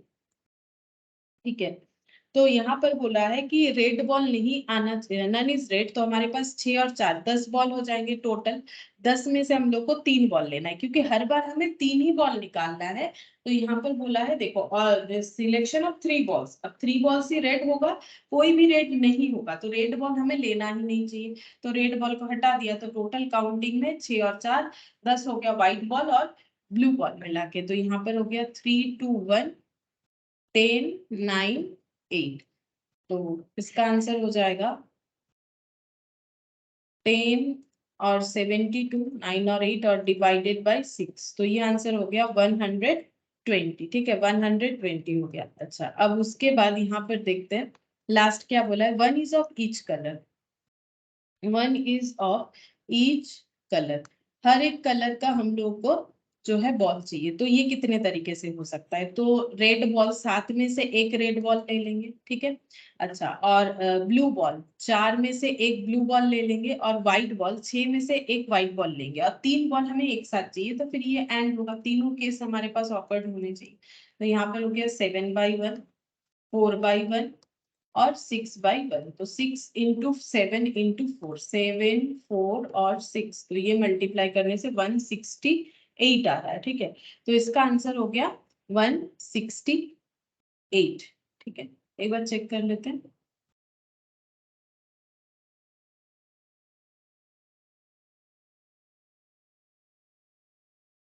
168. ठीक है, तो ये वाला जो है यहाँ पर देखो, one is of each colour मतलब एक रेड. ठीक है, ये याद रह जाएगा, ऐसे ड्रॉ कर सकते हैं. और एक व्हाइट. नन इज रेड मतलब 3 में से कुछ भी हो सकता है, जैसे कि एक जो है व्हाइट हुआ, 2 ब्लू हुआ, कुछ और भी हो सकता है. ऑल 3 आर रेड, ये ऐसे देखो. इसका हम लोग नहीं ड्रॉ कर सकते क्योंकि 3 जो बॉल है उसमें यहाँ पर बोला है रेड के अलावा कुछ भी हो सकता है. तो 2 ब्लू 1 व्हाइट, या फिर 2 व्हाइट 1 ब्लू. ठीक है, ऐसा हो सकता है. या फिर तीनों के तीनों ब्लू हो सकते हैं, तीनों के तीनों व्हाइट हो सकते हैं, कुछ भी हो सकता है. अच्छा, अब नेक्स्ट देखते हैं क्वेश्चन नंबर एग्जाम्पल 10. अच्छा, यहाँ पर दिया है 10 PR दे दिया है, 10 CR दे दिया है. Find the value of R पूछ रहा है. R का वैल्यू हमें फाइंड आउट करना है. तो अगेन ये वाला जो है ऑप्शन के साथ हम लोग इजीली सॉल्व कर सकेंगे. ठीक है, 10 PR दे दिया है, 10 CR दे दिया है. तो ये देखो ऐसे भी कर सकते हैं. देखते हैं एक बार ट्राई करके. यहाँ पर एग्जाम्पल 10 10 PR इक्वल टू 6048 और 10 CR इक्वल टू 120। हमें आर कैलकुलेट करने बोला है, तो 10 CR मतलब हम लोग बोल सकते हैं 10 PR, क्योंकि NCR मतलब NPR divided by R factorial. अब 10 PR तो हम लोग को दे रखा है 604800 डिवाइडेड बाय आर फैक्टोरियल, और 10 CR हम लोग को दे रखा है 120। तो ये हो गया 120 equal to 604800 divided by R factorial. अब हम लोग यहाँ से आर फैक्टोरियल निकाल सकते हैं, 604800 डिवाइडेड बाय 120, 604800 डिवाइडेड बाई 120, तो ये हो गया 5040। ये आर फैक्टोरियल का आंसर है, लेकिन हम लोग को पूछा है कि आर कितना होगा, आर फैक्टोरियल नहीं पूछा। ठीक है, कोई प्रॉब्लम नहीं है, हम लोग ये चेक कर लेंगे कि कितने फैक्टर्स में 5040 आता है। तो फैक्टर्स हम लोग इस तरह से मल्टीप्लाई कर सकते हैं, 1 into 2 into 3 into 4 into 5 into 6 into 7। ठीक है, तो इसका मतलब r इक्वल टू 7 फैक्टोरियल होगा, क्योंकि 7 फैक्टोरियल में हम लोगों का ये आ रहा है। तो r factorial equal to 7 factorial, 7 को हम लोग ऐसे चेक करके देख सकते हैं कितना मल्टीप्लाई करने से 5040 आता है। तो इसका मतलब r इक्वल टू 7 हो जाएगा। एक बार चेक करके देखते हैं, ये बिना ऑप्शन के भी क्वेश्चन हो जाएगा, ज्यादा कुछ कैलकुलेटिव तो करना नहीं पड़ा। तो r इक्वल टू हो गया 7। तो ये हम लोगों ने कैलकुलेट करके देख लिया कि r इक्वल टू 7 कैसे आएगा। तो ये वाला क्वेश्चन हम लोग का बिना फॉर्मूला ही कैलकुलेट हो गया। अब प्रॉपर्टीज में देखो, ये वाला तो मैंने पहले ही बता दिया, NCR equal to NCN minus R, ये प्रॉपर्टी हम लोगों ने देखा है। अच्छा, अब ये एक प्रॉपर्टी यहाँ पर दिख रहा है, ये देख लेते हैं। N+1 CR equal to NCR plus NCR minus 1, ये एक बार लिख लेते हैं। और एक प्रॉपर्टी है,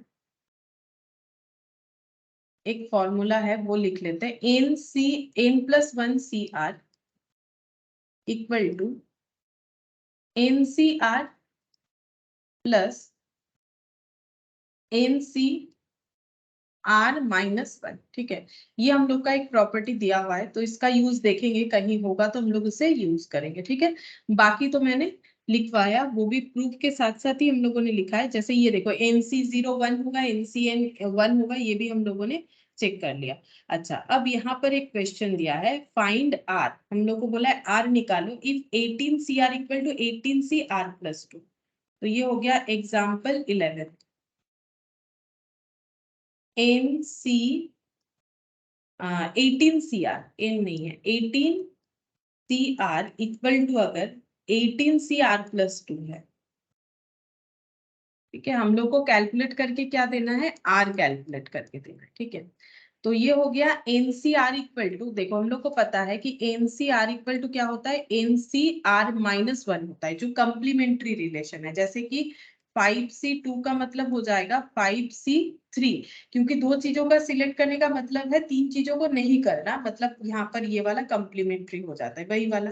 तो ये हम लोग को पता है। अच्छा, तो 18CR को हम लोग कैसे लिख सकते हैं, इसके साथ अगर हम लोग सिमिलरिटीज या कंपेयर करके देखें, तो इसको हम लोग लिख सकते हैं 18CR-1। ठीक है, अच्छा, अब 18CR इक्वल टू 18CR-1, तो 18CR-1 इक्वल टू हो जाएगा 18CR+2। अब अगर हम लोग दोनों साइड कंपेयर करें, तो R-1 इक्वल टू हो जाएगा R+2। तो लेकिन हाँ, इस तरीके से सॉल्व करने से एक प्रॉब्लम है, हम लोग आर को सॉल्व नहीं कर पाएंगे। क्यों नहीं कर पाएंगे, देखो जब हम लोग कंपेयर करेंगे तो हम लोग का R-1 इक्वल टू हो जाएगा R+2, और ये R इधर जब आएगा तो माइनस हो जाएगा, इससे कोई सोल्यूशन निकल के नहीं आएगा। तो इसका मतलब ये वाले फॉर्मूले से हम लोग नहीं कर पा रहे। NCR इक्वल टू ये जो मैंने फॉर्मूला लगाया, इससे नहीं होगा। तो देखो यहाँ पर कैसे किया है, 18C18 - R। ओ अच्छा, मैंने एक चीज तो गलत कर दिया यहाँ पर, NCR इक्वल टू NCN-R होता है, मैंने R-1 लिख दिया, NCN-R होता है। एक बार चेक कर ले हम, NCR इक्वल टू NCN-R होता है, NCN-R होता है, इसीलिए गलत हो रहा है, अदरवाइज हो जाता है। ये देखो यहाँ पर NCR इक्वल टू NCN-R, तो यहाँ पर लिख देते हैं एन मतलब कितना हो गया, 18 - R हो जाएगा। तो ये वाला R-1 नहीं, ये हो जाएगा 18 - R, और दिस इक्विवेलेंट टू ये वाला, तो 18 - R इक्वल टू R+2। अच्छा, अब ये 18 इधर माइनस हो गया, 2 आ गया, ये r प्लस आर हो जाएगा, तो ये हो गया 16 और ये 2r, तो r इक्वल टू 16/2 यानी कि 8 हो गया, तो r का वैल्यू 8 हो जाएगा। चेक करते r का वैल्यू 8 है कि नहीं? हाँ, r का वैल्यू 8 है। फिर यहाँ पर एक प्रूफ दिया है, ये कभी एमसीक्यू में पॉसिबिलिटीज नहीं आने का, तो फिर इसको लिख के कोई फायदा नहीं है, ठीक है। अच्छा, अब यहाँ पर एक हम लोगों का एग्जाम्पल 13, यहाँ पर हमें बोला है r निकालने के लिए, और ये जो है हम लोगों को मतलब इक्वेशन दे दिया है जो डिवाइड फॉर्मेट में, फाइंड आर बोला है। अब इस तरीके के क्वेश्चन में भी ना हमारे पास ऑप्शन रहेंगे, तो हम लोग कैलकुलेट कर सकते हैं, फिर भी हम ये एक बार करके दिखा देते हैं, ठीक है। ये सॉल्व भी किया जाता है, ऐसा नहीं कि नहीं किया जाता है, लेकिन हम लोग का क्वेश्चन पैटर्न जो है उसके लिए रेलिवेंट नहीं है। 28C, ऐसे 28C 2R डिवाइडेड बाई, इस 2 है मतलब divided by 24C 2R minus 4, 24C 2R minus 4 equal to है 225/11, और हम लोग को पूछ रहा है कि R बता दो, ठीक है। तो ये हम सॉल्व करके दिखा सकते हैं, देखो कैसे होगा। NCR का मतलब हो जाएगा NPR, ठीक है, डिवाइडेड बाई R फैक्टोरियल। अब ये डिवाइड है, तो ये ऐसे होल डिवाइडेड बाई, तो थोड़ा सा ऊपर लिखना पड़ेगा, इधर लिखते हैं NPR divided by R factorial whole divided by NPR divided by R factorial equal to 225 divided by 11। अब हम लोग इसको सॉल्व करते हैं, तो NPR का मतलब n factorial divided by n minus r factorial into 1/2r factorial whole divided by 24 factorial divided by 24 minus 2r, और माइनस माइनस में प्लस हो जाएगा 4, और ये हो गया factorial into 1 divided by 2r minus 4 factorial 225 divided by 11, ऐसा हो जाएगा। अच्छा, अब इसको अगर आगे सॉल्व करेंगे तो 28 फैक्टोरियल, ये है 28 माइनस 2r, ठीक है, तो 28 factorial divided by 28 minus 2r factorial into 2r factorial into, ये जो है ये रिवर्स हो जाएगा, तो ये पॉइंट ऊपर चला जाएगा, मतलब 24 मतलब 28 minus 2r factorial into 2r minus 4 factorial divided by 24 factorial, ये इस तरीके से बन जाएगा इक्वल टू 225/11। कुछ नहीं, जस्ट रिवर्स हुआ है, यहाँ पर 28 फैक्टोरियल आ गया, ये है 2r फैक्टोरियल। अच्छा, अब ये 28 और ये 24, इसको हम लोग सॉल्व कर सकते हैं, तो इसको ऐसे ही सॉल्व कर लेंगे। 28 माइनस 27 इंटू, माइनस बोल रहा है, into 27 into 26 into 25 into 24 factorial, ठीक है। तो ये 24 फैक्टोरियल से कैंसिल आउट हो जाएगा जो यहाँ पर लिखा हुआ है, और ये है देखो 2r फैक्टोरियल, ये है 28 माइनस 2r, ये और ये कैंसिल हो जाता है। देखो यहाँ पर भी है 28 माइनस 2r फैक्टोरियल, यहाँ भी 28 माइनस 2r फैक्टोरियल, तो ये बचा 2r, ये 2r माइनस 4, ये बिगर डेटा है, इसको स्प्लिट कर लेंगे, तो 2r पहले लिखेंगे 2r, फिर हो जाएगा 2r माइनस 1, फिर 2r माइनस 2, फिर 2r माइनस 3 और 2r माइनस 4, ये हो जाएगा, ठीक है। 4 तक ही लिखेंगे क्योंकि ऊपर है 2r माइनस 4 फैक्टोरियल। अब ये और ये कैंसिल आउट, ये और ये कैंसिल आउट, और इधर कितना बच रहा है, इधर बच रहा है 225/11, तो 225 डिवाइडेड बाई 11, ठीक है। अच्छा, अब ये देखो यहाँ पर 2 से ये कैंसिल आउट हो जाएगा, यहाँ पर कितना है, ये है 28 इंटू 27 इंटू 28 इंटू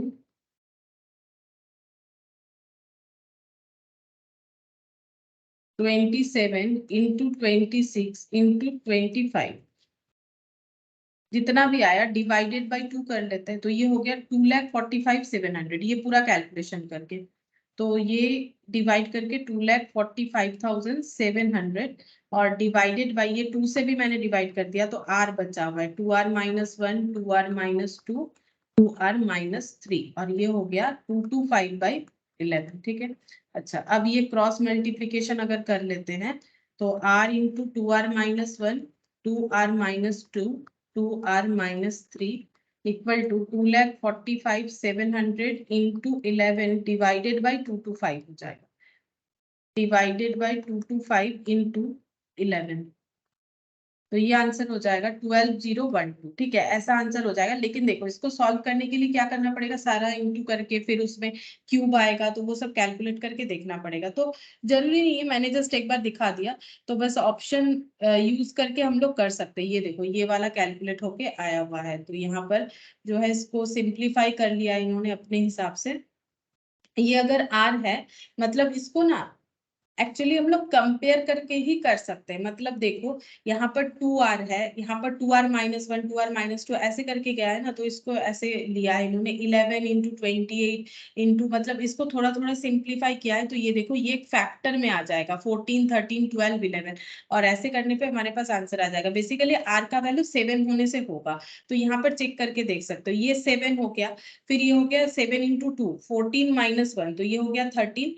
तो ये हो जाएगा 7 इंटू 2 14-2, तो ये हो गया 12, और ये हो जाएगा 14-3, तो ये हो जाएगा हम लोग का 11। तो ये 7 इंटू ये वाला वैल्यू आ जाना चाहिए। तो देखो, 7 इंटू 13 इंटू 12 इंटू 11, ये करने पे 12,012 आ गया। ठीक है, ये चीज हम लोग डायरेक्टली हमें मिल जाएगा। हम लोग एक एक आर का एक एक वैल्यू 1 2 3 4 करके, देखो 1 से तो होने वाला है नहीं, काफी बड़ा डेटा है, तो हम लोग एजम्पशन लेके कर सकते हैं। तो आर का वैल्यू 7 होने से होगा, बाकी हमारे पास ऑप्शन रहेगा तो कोई प्रॉब्लम नहीं है।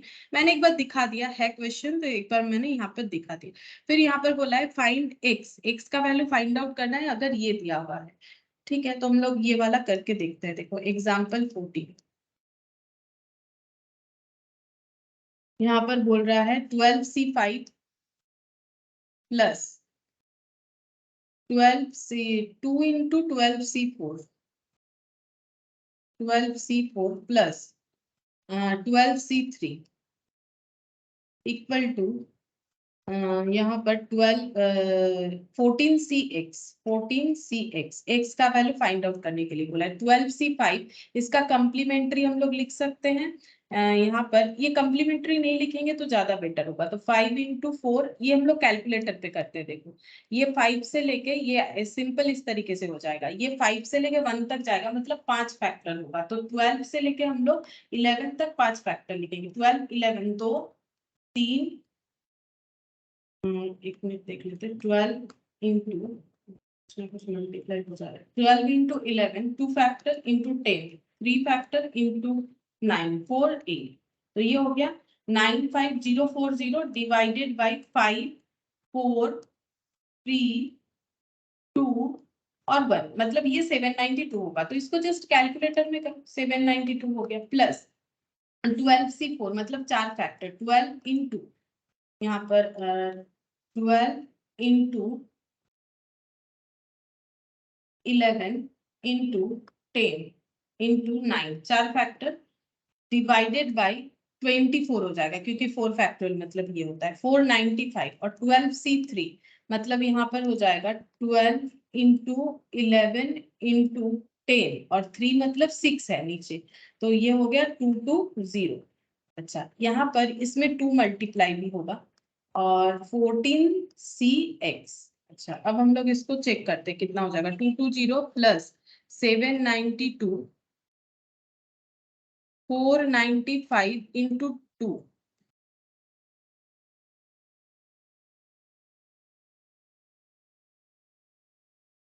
प्लस 792 प्लस 220, तो ये वैल्यू आ रहा है 2002 14CX।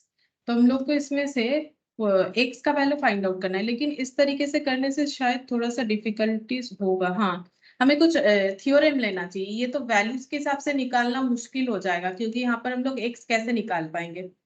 तो देखो, इसको हम लोग कुछ थ्योरम कर सकते हैं। देखते हैं क्या थ्योरम लिया है। यहाँ पर देखो 12C5 2 इंटू 12C4 12C3, तो 12C5 2 12C4 है, इसको दो पार्ट में डिवाइड कर लिया, मतलब इस तरीके से 12C5 प्लस 12C4 दो बार है, तो एक बार 12C4 अगेन 12C4 और 12C3, ये लेफ्ट हैंड साइड में इस तरीके से लिया हुआ है डेटा। उसके बाद यहाँ पर 12C5 और 12C4, और ये है 12C4 और 12C3, दोनों को कंबाइनली किया है 13C5।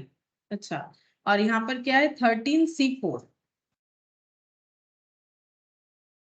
अच्छा, ये 12 है NCR और NCN-R ऐसे किया है। तो एक्चुअली NCR को हम लोग लिख सकते हैं NCN-R।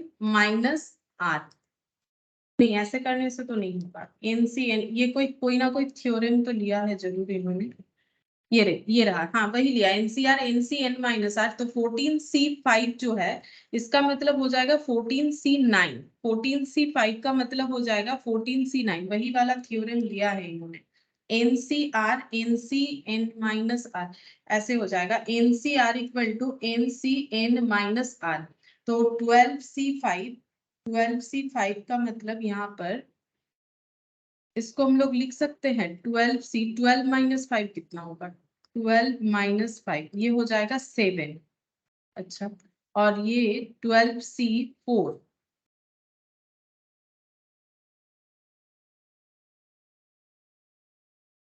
12C4 इसको अगर हम लोग ऐसे ही रखते हैं, और ये 12C, 12 - 4 कितना होगा, 12 - 4 ये 8 हो जाएगा।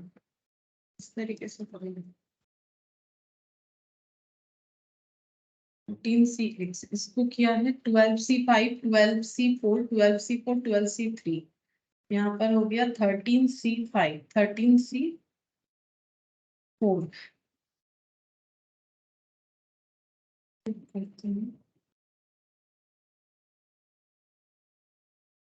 N+1 ये कुछ फॉर्मूला यूज हुआ है, N+1 CR equal to NCR plus NCR-1, N+1, हाँ ये फॉर्मूला यूज हुआ होगा। N+1C, ये जो मैंने अभी लिखा था कि कहीं पर यूज हो, तो N+1CR ये एक फॉर्मूला जो होता है, N+1CR इक्वल टू क्या होता है, NCR प्लस NCN-R, NCN-R ये चीज यहाँ पर देखो एप्लीकेबल होगा। NCR यहाँ पर 12 है, 12C5 और 12CN-R अगर हम लोग करते हैं तो ये N+1CR हो जाएगा। तो अगर हम लोग ऐसा लिखते हैं,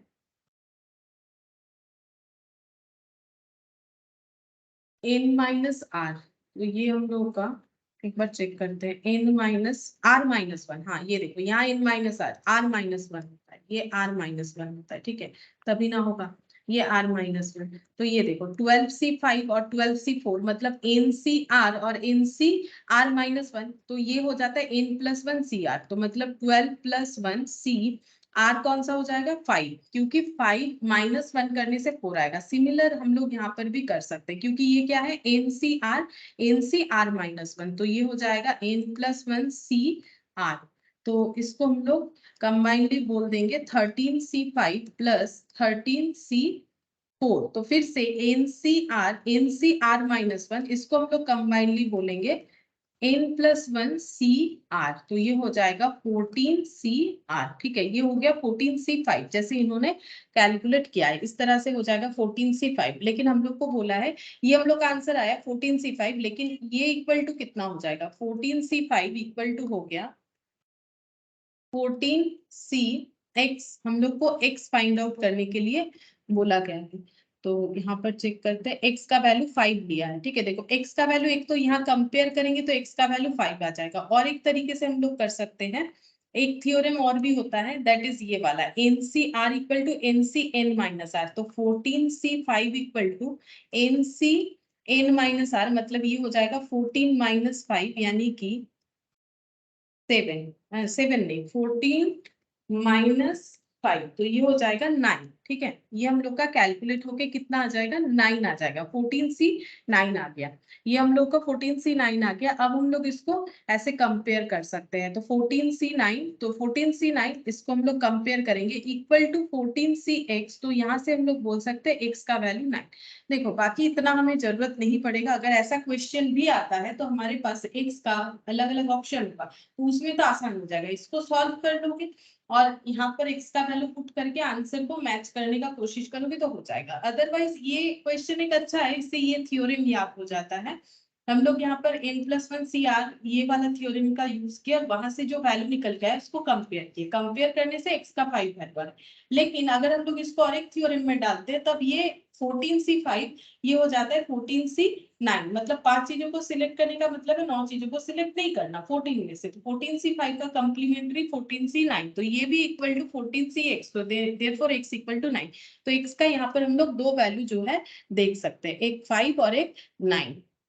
अच्छा, यहाँ पर कुछ प्रूव डायरेक्टली ये फॉर्मूले का प्रूफ बोला है, इसका हमें जरूरत नहीं है, ठीक है। फिर स्टैंडर्ड परमुटेशन आ गया, ये वाला मैंने लास्ट दिन बताया था, ठीक है। स्टैंडर्ड परमुटेशन, इस पे हम लोगों ने क्वेश्चन भी किया था, ये कैलकुलस वाला भी किया था और यहाँ से बिलियर्ड बॉल वाला भी किया था, एग्जामिनेशन पेपर वाला भी किया था।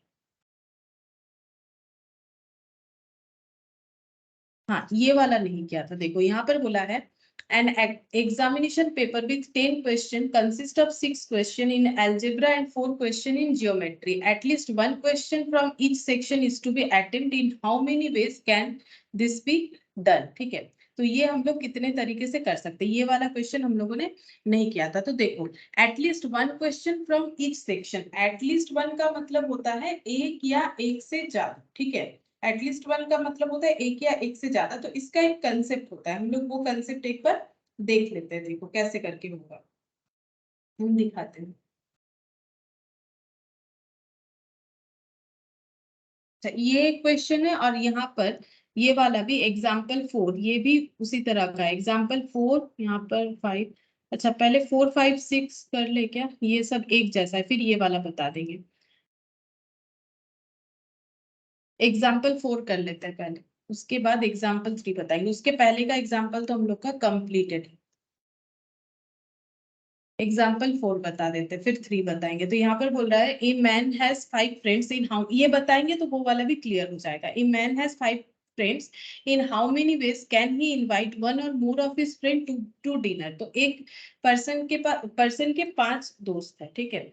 वो इनको इनवाइट करना चाहते, कितने तरीके से कर सकते हैं, तो 5 में से 5 को इनवाइट कर सकते हैं, 5 में से 4 को इनवाइट कर सकते हैं, 5 में से 3 को, 5 में से 2, 5 में से 1, ठीक है। इस तरीके से वो इनवाइट कर सकते हैं। तो ये जो इनवाइट करने का तरीका है, ये सारे अलग अलग ऑप्शंस है, तो इनके पास टोटल इतने सारे ऑप्शन है। अब अगर हम लोग इसको सॉल्व करके देखें तो आंसर क्या हो जाएगा, जैसे हम लोगों ने आज ही देखा था NCN1 होता है, 5C4 यहाँ पर कैसे हो जाएगा, इसका कंप्लीमेंट्री कर दो 5C1, जल्दी कैलकुलेट हो जाएगा। 5C3 का भी कंप्लीमेंट्री करो, जल्दी कैलकुलेट होगा। ये हो गया 5C2 और 5C1, ठीक है। अगर इसका हम लोग कैलकुलेशन करें तो ये हो गया 2 5C1, ये जल्दी कैलकुलेट करने के लिए मैंने इस तरीके से कर दिया, ये दो 5C1 और ये दो 5C2, तो यहाँ पर 1 2 इंटू ये 1 और ये 5, और यहाँ पर 2 इंटू यहाँ पर 2 और यहाँ पर 5 हो गया। देखते हैं कितना आता है, 1 + 10 + 5, तो ये हो जाएगा 16। चेक करते हैं सही हुआ कि नहीं, 16, अच्छा सही नहीं हुआ। 10 + 5, ये कुछ गलत हो गया मेरे से, 5 10 10,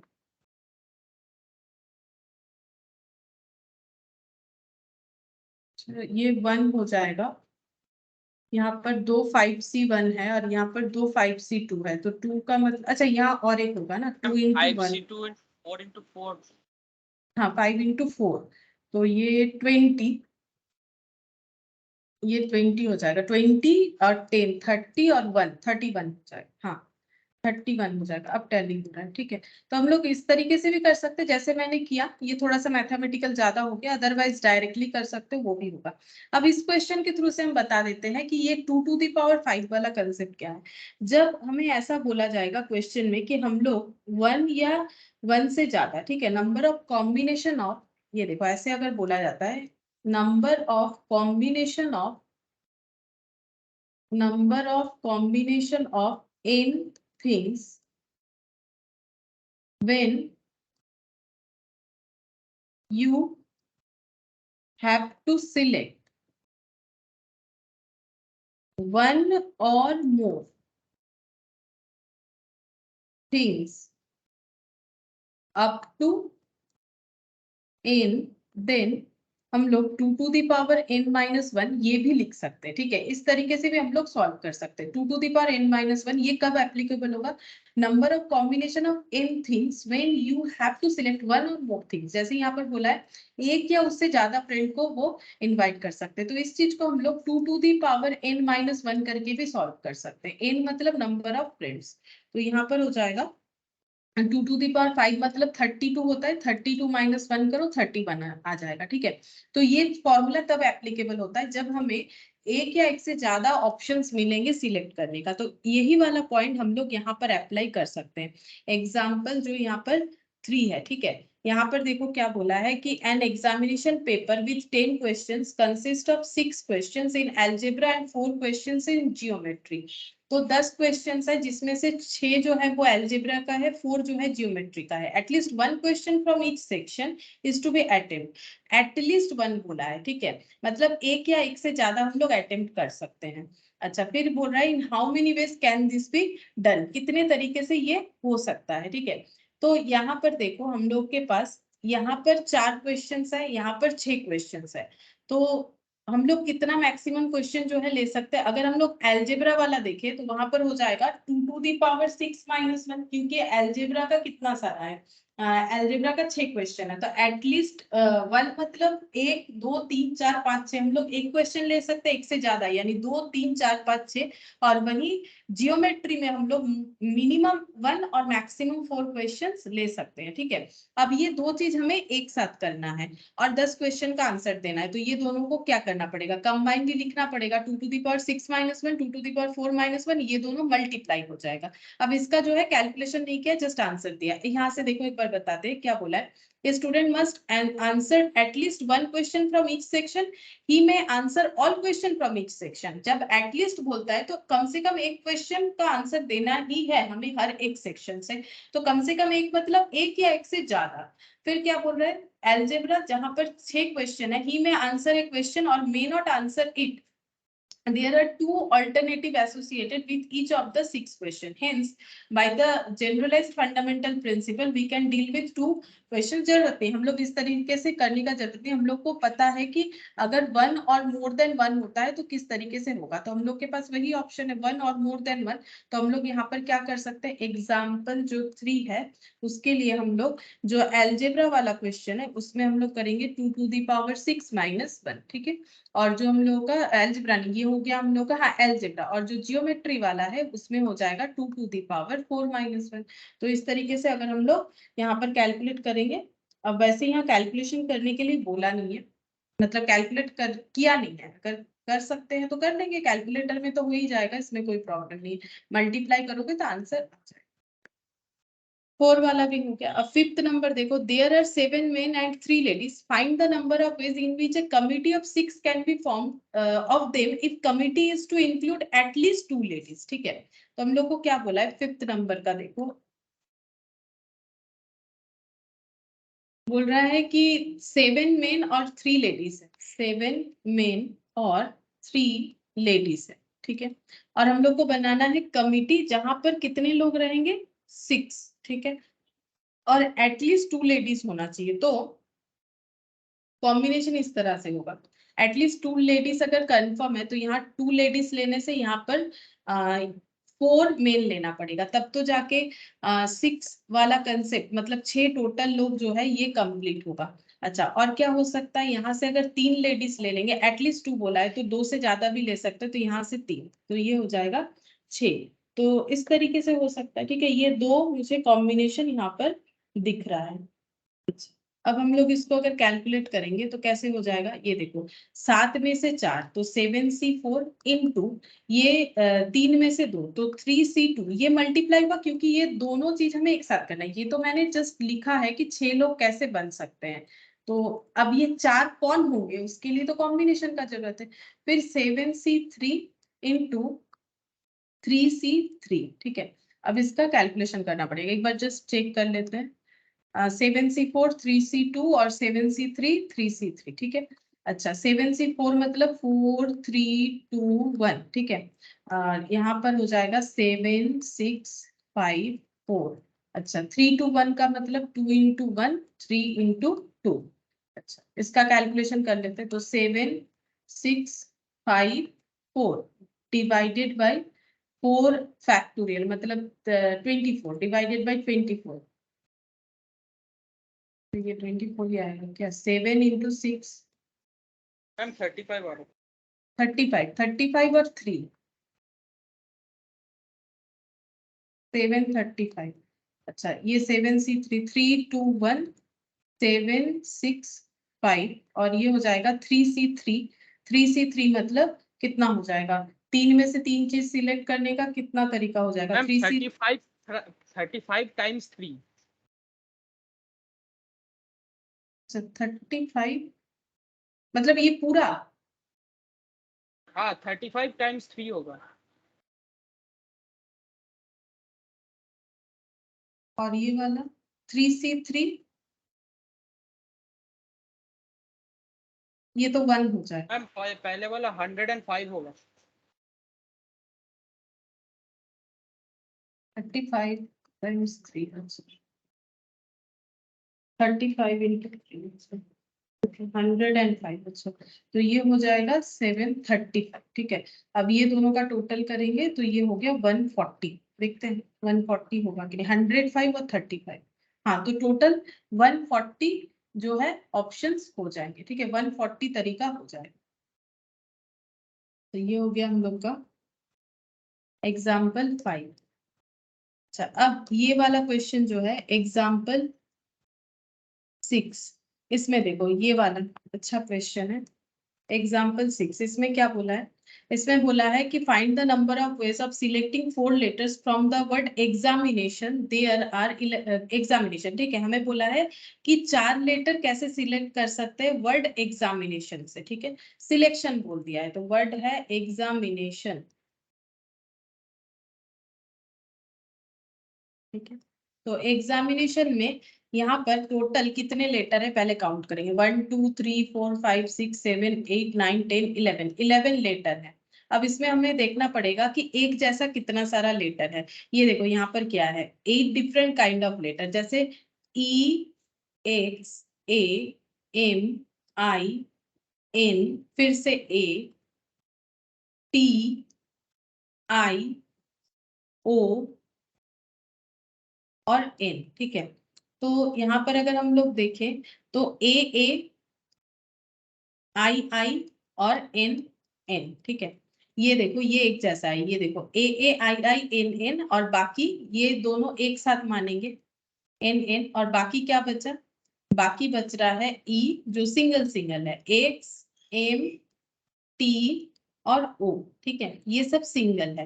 तो ऐसे करके टोटल 11 1 2 3 4 5 6 7 8 9 10 11, लेकिन ये दो जो है एक ही जैसा है। अब यहाँ पर क्या लिखा है? The group of 4 selected letter may be taken any of the following form. अब ये क्यों बोल रहे हैं? क्योंकि देखो हमें 4 सिलेक्ट करना है, 4 लेटर सिलेक्ट करना है। अब ये ए और ये ए में कोई फर्क नहीं है, ए ही होता है, इसीलिए यहाँ पर ये दोनों को एक माना गया। आई एक ही जैसा है, ये आई अलग ये आई अलग ऐसा तो नहीं बोल सकते। तो एक्चुअली हम लोग के पास अवेलेबल डेटा हो गया 1 2 3 4 5 6 7 8। अब हम लोग को इसमें से 4 सिलेक्ट करना है। अब 4 हम लोग कैसे सिलेक्ट कर सकते हैं वही चीज बता रहा है। तो यहाँ पर हम लोग का 8 हो गया, इसीलिए we have 11 letters of 8 different kind, इसीलिए बोला जा रहा है। ठीक है, अब हम लोग इसमें कैसे कर सकते हैं? जब हम लोग 4 डेटा सिलेक्ट करेंगे तो हम लोग का 2 अलाइक एंड अदर 2 अलाइक हो सकता है। इसका मतलब है ये देखो यहाँ पर ऐसा और ऐसा हो सकता है। ठीक है, और 2 अलाइक एंड अदर 2 डिफरेंट मतलब मान लो कि हम लोगों ने ए लिया आई लिया, ये एक और दो, और बाकी मान लो एक्स और एम ले लिया, मतलब दो एक ही जैसा देखने में और दो अलग अलग देखने में। तो ये हो सकता है, या फिर दो एक ही जैसा देखने में और ये हो गया एक दो, फिर दो एक ही जैसा, ये बोला है 2 अलाइक एंड अदर 2 अलाइक, ऐसे बोला है। ठीक है, तो ये भी हो सकता है। और कितने सारे ऑप्शंस हो सकते हैं वो हमें खुद से ढूंढना पड़ेगा, या फिर 4 डिफरेंट भी हो सकता है। तो कैसे करके होगा वो हमें ढूंढना पड़ेगा। तो पहला केस ये हो सकता है, केस 1, इसमें 3 केस बन सकता है, 2 alike and other 2 2 alike and other 2 alike, ऐसा हो सकता है। ठीक है, तो तो एलाइक का कितना सारा ऑप्शन है, 1 2 3, ठीक है, 3 ऑप्शन है। तो अगर हम लोग 3 में से 2 सिलेक्ट करते हैं, 3C2, तो यहाँ पर हो जाएगा 2 into 1 और 3 into 2, तो ये हो गया 3।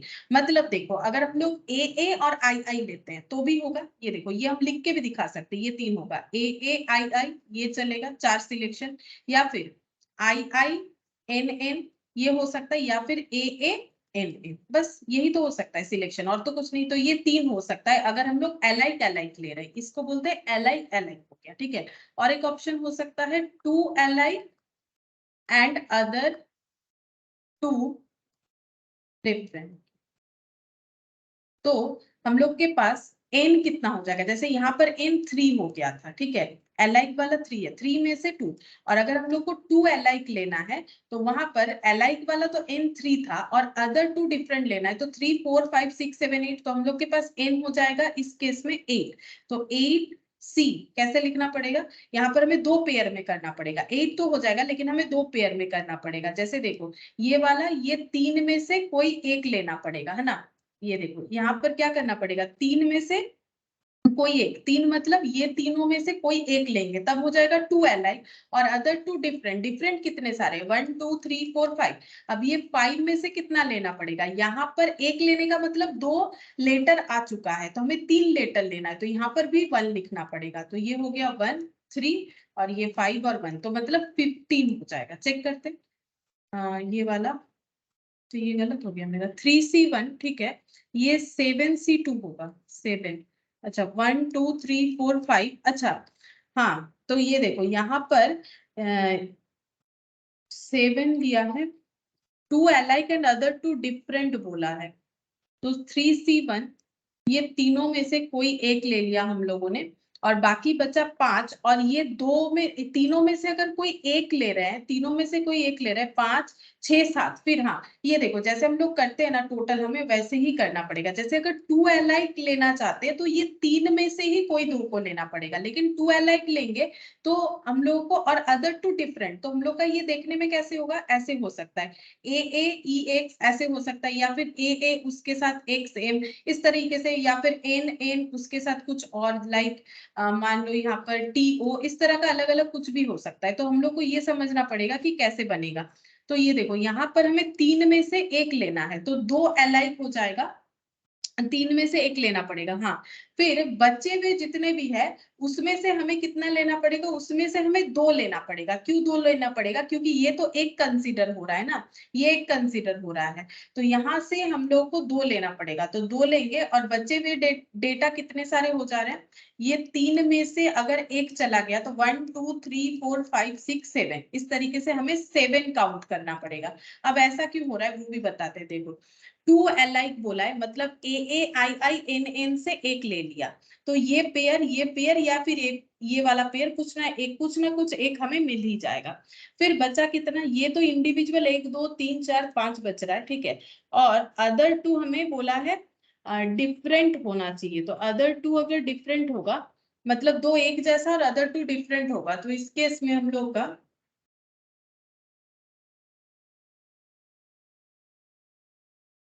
7, यहाँ पर बचा हुआ 7 ले रहा है, अच्छा कल से कुछ थोड़ा सा, और बाकी है ऑल 4 डिफरेंट, ये वाला एक बार देखते हैं, ऑल 4 डिफरेंट, सारे अगर डिफरेंट होंगे तो इसमें बोला है 8C4 होना चाहिए, 1 2 3 4 5 6 7 8, 8 जो हम लोग का नंबर, क्योंकि एन यहाँ पर 8 है, और इसमें से हम लोग को सिलेक्ट करना है 4, यहाँ पर 8C4 कर दिया है, 4 सिलेक्टेड लेटर ही लेना है क्या, हाँ 4 लेटर्स लेना है, अच्छा 4 लेटर्स लेना है हम लोग को, अच्छा ये 2 लेने से 4 लेटर हो जाएगा, अच्छा ठीक है 2 लेने से 4 लेटर हो जाएगा। अच्छा यहाँ पर हमें ऑल 4 डिफरेंट लेना है, तो 8C4 लेंगे, 8C4 मतलब ये एक डेटा माना जा रहा है, 1 2 3 4 5 6 7 8, क्योंकि एक ही जैसा देखना है, या तो A या तो I या तो N, इस तरीके से, तो 8C4 हो जाएगा इसमें, तो 4 3 2 1, और यहाँ पर 8 7 6 और 5, तो ये हो जाएगा हम लोगों का 8 7 6 5, 8 7 6 5 और डिवाइडेड बाय 24, तो ये 70 हो जाएगा। अच्छा, इसका आंसर 70 हो गया।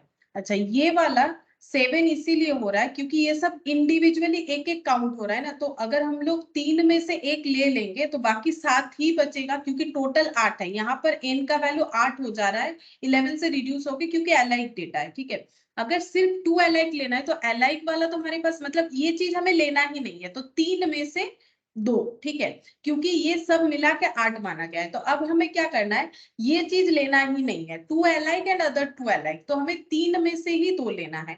लेकिन अगर 2 अलाइक तो हमें 3 में से एक लेना पड़ेगा, अदर 2 डिफरेंट, क्योंकि यहाँ पर एक लेने का मतलब ये 2 लेटर बन गया, तो अदर 2 डिफरेंट लेना है।